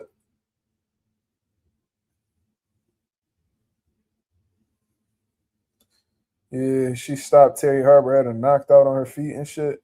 Well, Alicia, to be fair, unless she was on that shit early in her career, she always had a little bit of pop. You feel me? Go look at her earlier fights, bro. Like I was there. I remember she had just signed with King's Promotions. Like she was until she signed with MVP, she was with King's Promotions. Then I think she went somewhere else. I don't know who else she had signed with. Who she signed with after that? I don't remember.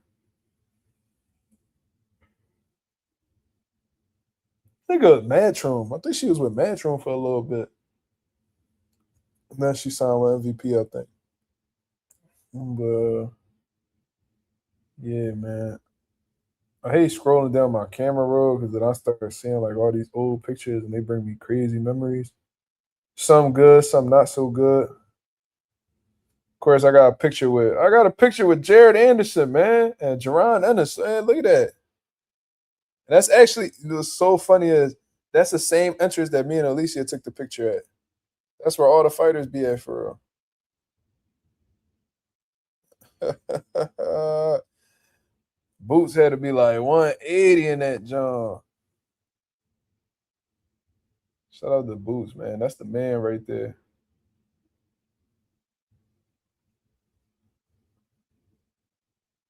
You know what I mean?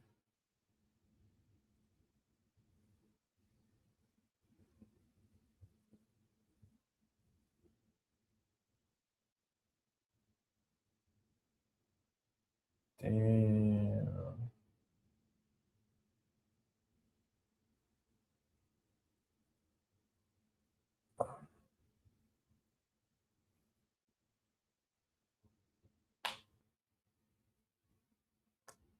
I think that shit though.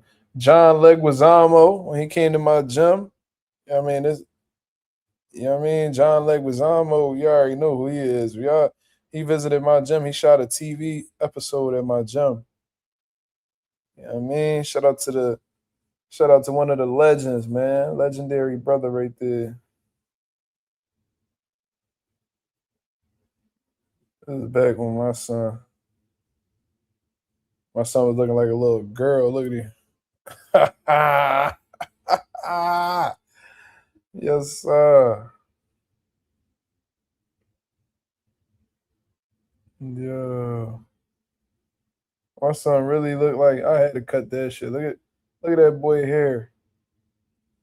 I cut that shit right off. We ain't doing that.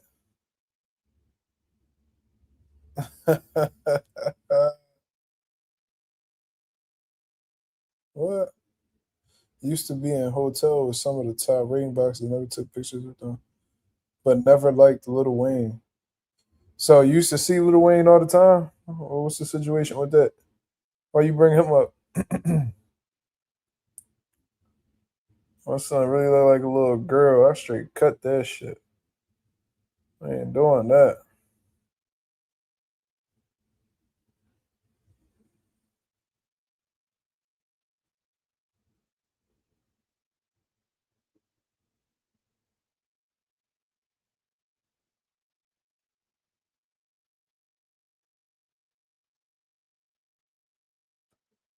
I was about to say, what the fuck is this? So for those of y'all, if there's still some women in the chat or people that follow zodiacs, I'm a Capricorn. My moon sign is Cancer, and my rising sign is Leo. So tell me about myself for the women that's in the chat, if y'all still in here. Shit, I think that's all my boxing pictures though.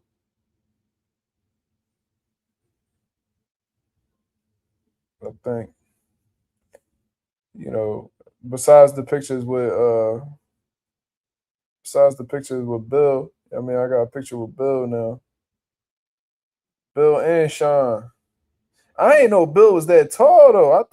I thought like me and Bill was like the same height, nigga taller than me. So Bill like a good 6 foot. I never peeped.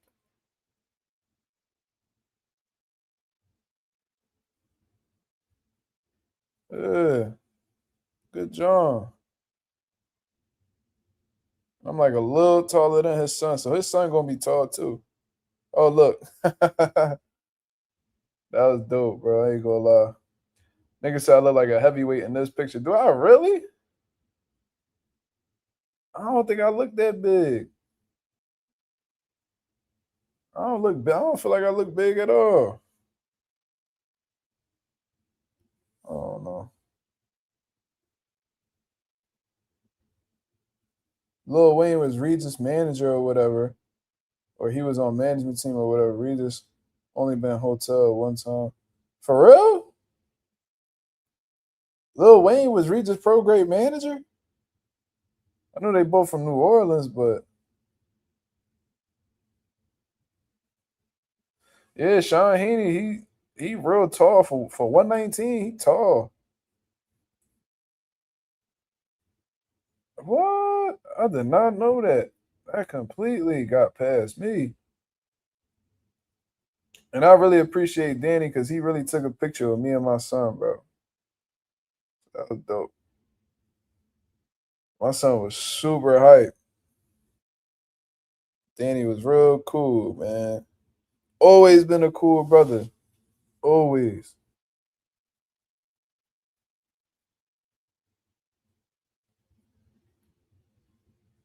Look at this shit though, y'all. Some foreshadowing. Look.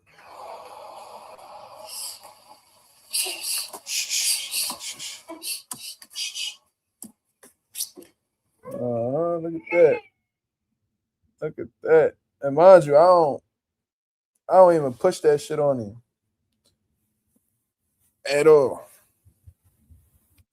How he know how to do that ish shit? I can teach him that.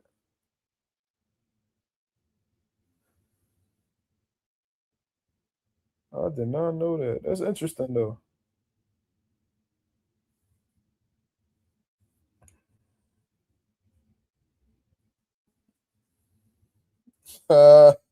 Ralph trolling. He said him and Berlanga gotta get in the studio and cook up some shit. Bro, Berlanga need to leave. Like, I don't know what be up with these boxing niggas that they just want to rap. Like, nigga, perfect your craft, nigga. Fuck you rapping for. Niggas want to be like the rappers so bad.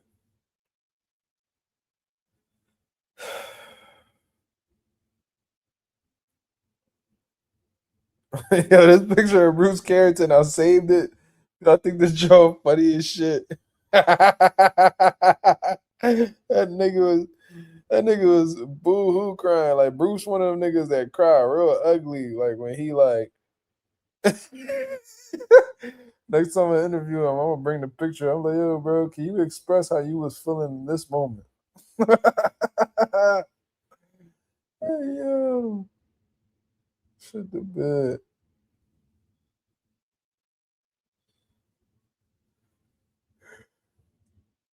Oh, that shit funny as shit.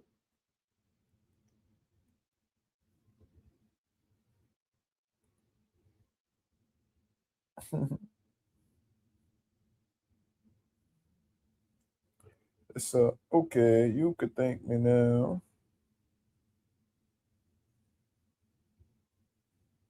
That's funny. That's why he got his booty tooted up.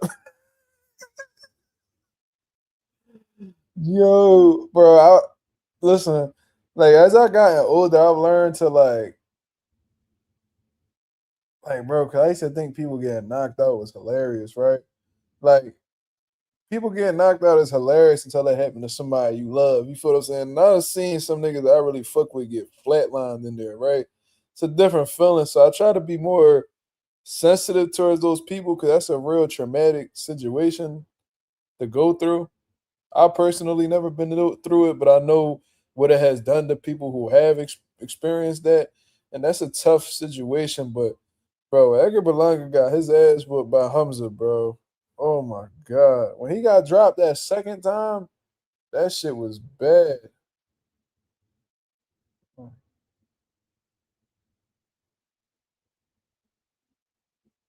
Some dickhead just wrote in my comments because that Sean Haney video still doing numbers. That Sean Haney video still doing numbers, bro. Niggas really hating on a kid with 2 amateur fights. But somebody wrote, how in the capital fuck do he got a belt in his second amateur fight? LMAO, cuz gotta relax. You fucking dummy, it's a belt show. So you can have one fight.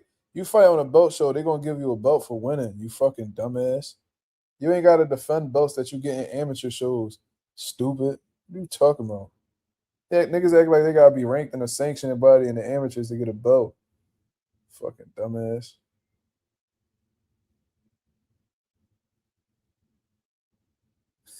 Anonymous said I could watch that fight every day.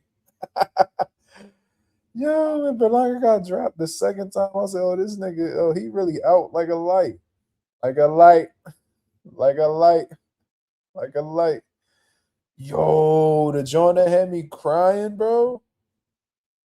The joint that had me rolling was when Berlanga was getting his ass whooped, right? They zoomed in on his girl. Hold on, I got it somewhere, bro. I got that picture somewhere on my phone. When Hamza was whooping on Berlanga, bro, they zoomed in on Edgar's girl, his baby mom, whoever the hell she is. Bro, she was going through it. That shit was the bid, bro. Oh my god, where is that picture, bro? I need to find that picture. What time frame was that? That was when. When did they fight, y'all? Can somebody give me a date so I can try to find this shit? Shit had me crying, bro. She was stressing.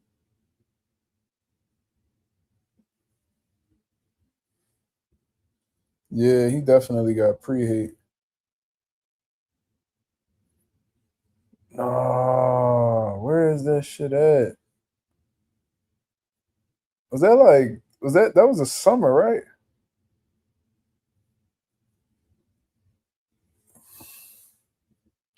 That was in July. All right, so the picture might be around here somewhere.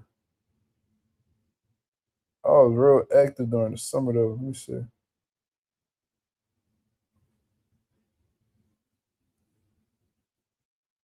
July what? 4th of July. That was the 4th of July we had this past year. That shit was probably the most lit it ever was for me. That shit was so fun.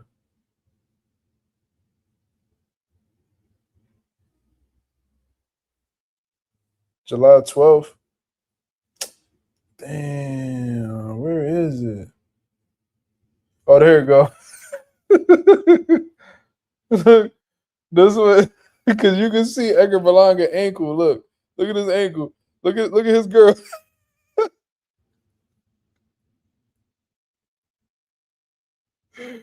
She like, oh,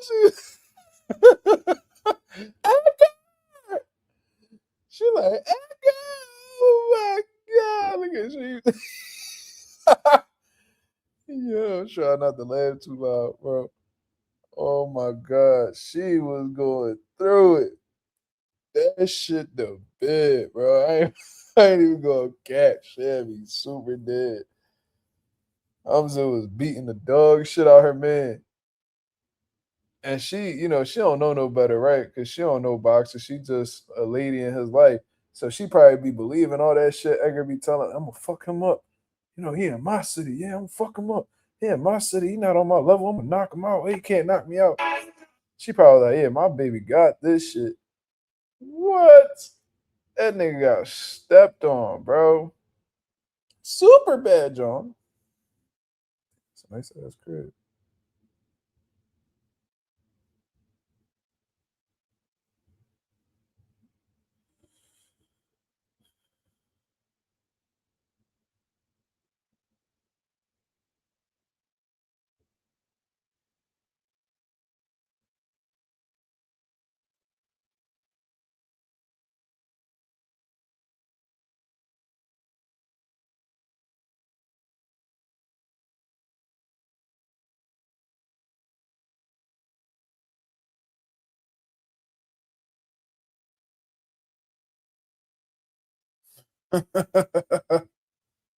A truck could hit my chin. I'm good. That must have been a motherfucking freight train or something. They got hit with some. He got hit with some heavy shit. Then they got hit with a hydrogen bomb. They got hit with something, bro. That fucking picture. I made sure I say that, John, bro, because my nigga, that shit, that shit had me crying. She ugly as shit. Not like ugly, like appearance wise. She's a beautiful woman. But I'm saying that face she made ugly in the motherfucker. Damn. She was like, ah, yo. Oh my God. Look at the Asian boy in the background. He's like, he fuck him up. Oh, he fuck him up. Whoop his ass. Fuck Edgar. Fuck Edgar. That nigga, yo, I know niggas in there cracking the fuck up, bro. Oh my God. Like everybody knew Edgar was a fraud though, man. Like we been knew that. Like niggas wasn't impressed with him.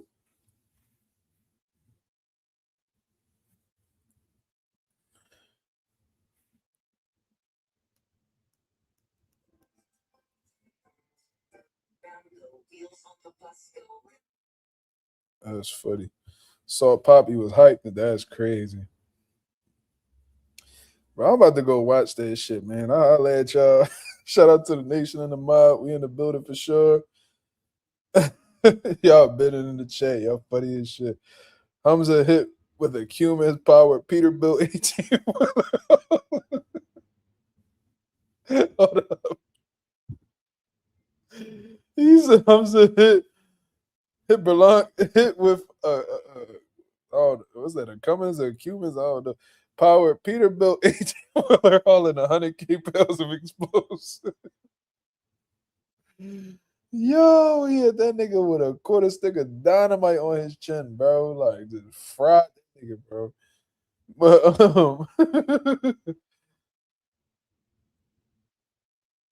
yeah. Oh, he said, "Yo, do the Asian voice again." My wife cracking up right there. What the oh the fuck? Hold on. Yeah. I be doing that shit with my girl, cause my girl Cambodian, right?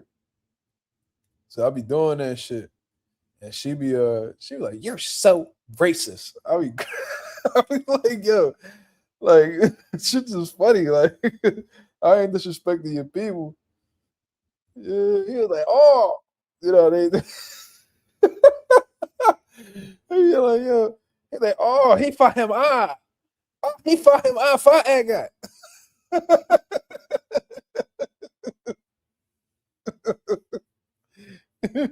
No, fuck you. Yo, that Chinese boy, bro. Yo, we used to get that Chinese boy hell across the street from where I live, bro. We used to throw shit at his windows. He was like, "No, fucking you, fuck you, get the fuck out, get out." Yo, that shit used to be the bit, bro. I swear to God. No, come here. No, come here. Fuck you. Yo, nigga used to be mad as shit. That nigga, the Chinese store is called Happy Wok, bro. Happy Wok, bro. Them niggas used to be sick. We used to beat up his son, Ricky, and shit. He had a little son named Ricky. Nigga had his head shaved down to his scalp. Nigga was wearing thong sandals all the time. No, you don't come here. No, you go now.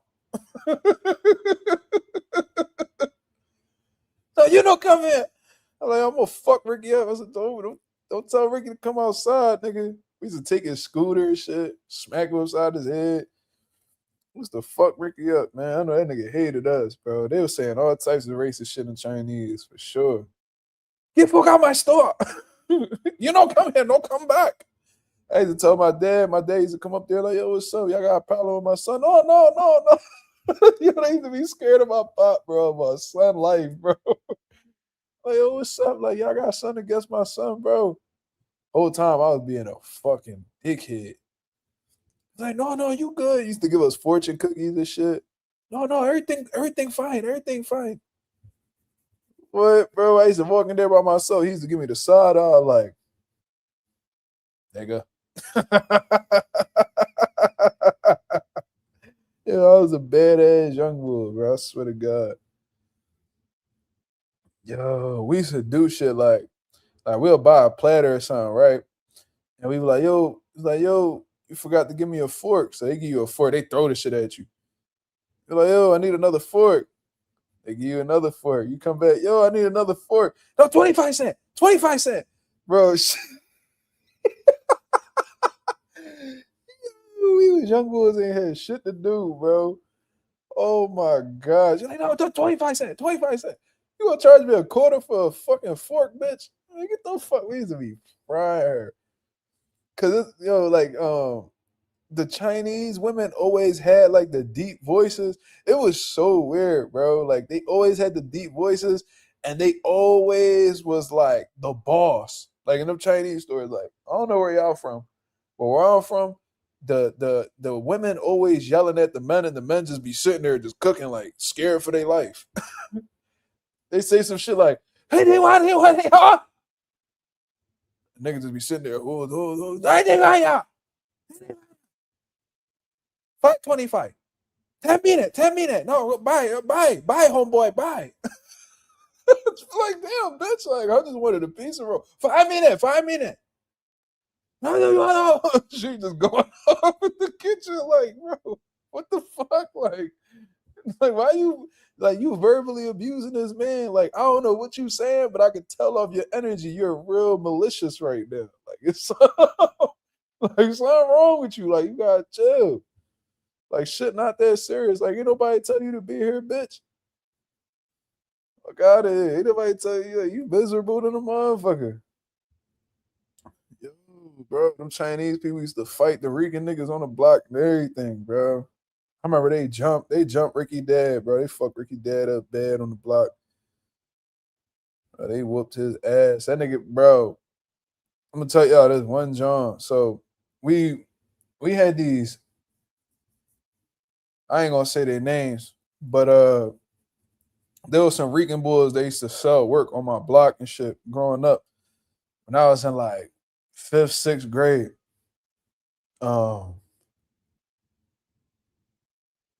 And them niggas had problems with everybody on the block. They knew not to fuck with my step pop though. My step pop was like off limits for them. They had a lot of respect for my step pop, but everybody else is like they always got into it with the neighbors. But one time, I forgot why, they got into it with the Chinos. And they wasn't scared of nobody. Like them Chinese motherfuckers, they used to talk shit to any and everybody. They'd kick you out the store. They don't care who you was. So the one bull who was selling work on the block, they was giving him a hard time and shit. He was like, all right. He said, you come outside, I'm gonna fuck you up, nigga. Yeah, whatever. And they didn't live at the Chinese store, so obviously they had to get in their car to leave. So it was one summer night, bro. I'll never forget, bro. Them fucking Rican Bulls beat the dog shit out of Ricky Pop, bro. Like, fucked him up bad. I'm talking about, like, blood up, all that shit, bro. That nigga literally had 2 black eyes. Ricky dead. 2 black eyes. That shit ain't stopped the hustle, though. That shit ain't stopped the hustle. Them niggas was in that Chinese store serving wonton soup the next day with they shit on dubs. And the girls was fighting the Chinese, the wife. Yo, like they was drawn, bro. But what's crazy was the wife held her own, the nigga didn't. It was like, I don't know what it is over there. I don't know like what they I don't know what the dynamic is in China. I can't speak to that. You know what I mean? But like me personally, like, you know what I'm saying? Like, I ain't fucking with no woman that's tougher than me. You feel me? Like, I like my women soft, feminine, cooperative, submissive, all that shit. That's just how, let me be the man, you be the woman. You do what you specialize in, I do what I specialize in. That's how that's our dynamic in the household. But it seems like, based off of what I've seen in Chinese stores and shit like that, like the women be mad aggressive. They be masculine than a motherfucker. And the men you know, they be the ones cooking. They like it's a whole reverse, like they reverse roles. You feel me? So I don't know what that shit be about. But yo, them niggas, no, you don't come back. Like, yo, they used to be, no. The fuck? Yo, they used to be cursing and all, bro. Yo. Damn, bullies. That's crazy. A nigga chase you for 2 miles, they trying to catch a body. I can't be mad that long. Ain't no way I'm gonna chase you for 2, unless we like in a car. Ain't no way I'm gonna be chasing you on foot for 2 miles and be angry the whole time. I'm gonna eventually just be like, you know what, fuck this nigga, bro. And listen, if I'm chasing you for 2 miles, obviously you too fast for me. Cause if I don't catch you by like a block or two, man, I ain't about to keep chasing you. I'm cool. Every corner we took, she was there. That shit was like Temple Run. No matter how much you ran, them niggas was on your ass. Jumping over trees, whole like fucking, you know, you gotta jump into the new steps or whatever the case is. No matter how far you run or how fast you get past, them niggas, that shit like Temple Run. Them niggas on you. But yo, you know, you pay now. Like, nigga, what the fuck? Hold up. They hang up on you fast as shit. Yo, them niggas that answer the phone. Hello, what? That Joe, her name was Cindy. Now I remember. Like, what do you want? Yo, I swear to God, that's how she used to answer the phone. What do you want? What the fuck, bitch? You know that's rude, right? Okay. You know, you a piece of wall? You know, they say their R is like a W. You want piece of wall? Piece of wall, shrimp fry wide. Shrimp fry wide. Okay. 7:25, 10 minutes. Hang up on you. And sometimes they call you back. They call you back. You ask, no, it ready now. It ready now. Come get now. Yo. I remember one time I prank called the Chinos and them niggas had car ID and they told my mom on me. Yo, I forgot all about that shit. Yo, one day I'm gonna call my mom and she gonna tell y'all all the stories about me, bro. I remember one time I called them niggas star 67 and I was fucking with them. I hung up the phone. Them niggas called the exact phone, yo. Them niggas called the exact phone back. And I'm like, how the fuck? I'm like panicking. I'm like scared to death. I'm like, how the fuck these niggas had my number? I called them blocked. Bro, they went and told my mom. My mom was pissed. I think she smacked the shit out of me and all. But anyways, that's how we gonna wrap up, man. Shout out to the nation and the mob. Hope you guys enjoyed the live. A little bit of boxing, a little bit of entertainment. You feel what I'm saying? I'm gonna be in the studio. Yo, I'm gonna tell y'all something. I'm gonna be in the studio tomorrow. We're gonna cook up. I don't know if we're gonna do a live. I don't know if we're gonna do a video. We fuck around, do a live. I don't know. Let's see if more information come out tomorrow. That'll be the deciding factor. But we're gonna be doing live fight commentary in the studio for Ryan Garcia versus Mario Barrios Saturday night. You know what I mean? Obviously, Gary Antoine Russell, Hiraoka.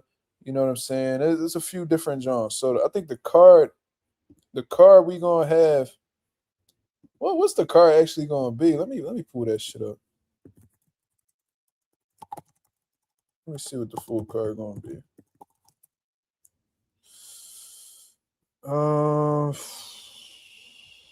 Where is it at? Right here. Damn, this shit lit. I ain't gonna lie. We got Beck the Bully versus Cena Edge Becco as the opening bout. Frank Martin versus Nair Albright. Yo, shit gonna be tense between. Yo, it's lit. So you gonna have Gary Antoine, Richardson Hitchens, and Frank Martin in the same room when Antoine and Frank Martin don't like Richardson Hitchens. It's gonna be tense in that motherfucker, boy. I'm telling you. But Beck versus Edge Becco, Frank Martin, Nair Albright, Gary Antoine versus Hiraoka, and Richardson Hitchens versus Duarte. Oh man, that's gonna be some lit commentary. And I'm gonna have some of my homies in there as well. Very knowledgeable boxing people as well. So be on the lookout for that, man. That's gonna be one of the best Johns that I put together. I guarantee you stamped. You feel what I'm saying? So until then, I hope you guys have a blessed, beautiful one. I'll be back at y'all with another live tomorrow, either at 12 p.m. 12 p.m. around that time. I'll be going live. If not, I'll have a video released around that time frame. And we going live 10:30 p.m. Eastern Standard Time. Until then, I hope you guys have a blessed, beautiful one. I'm up out of here, man. Peace.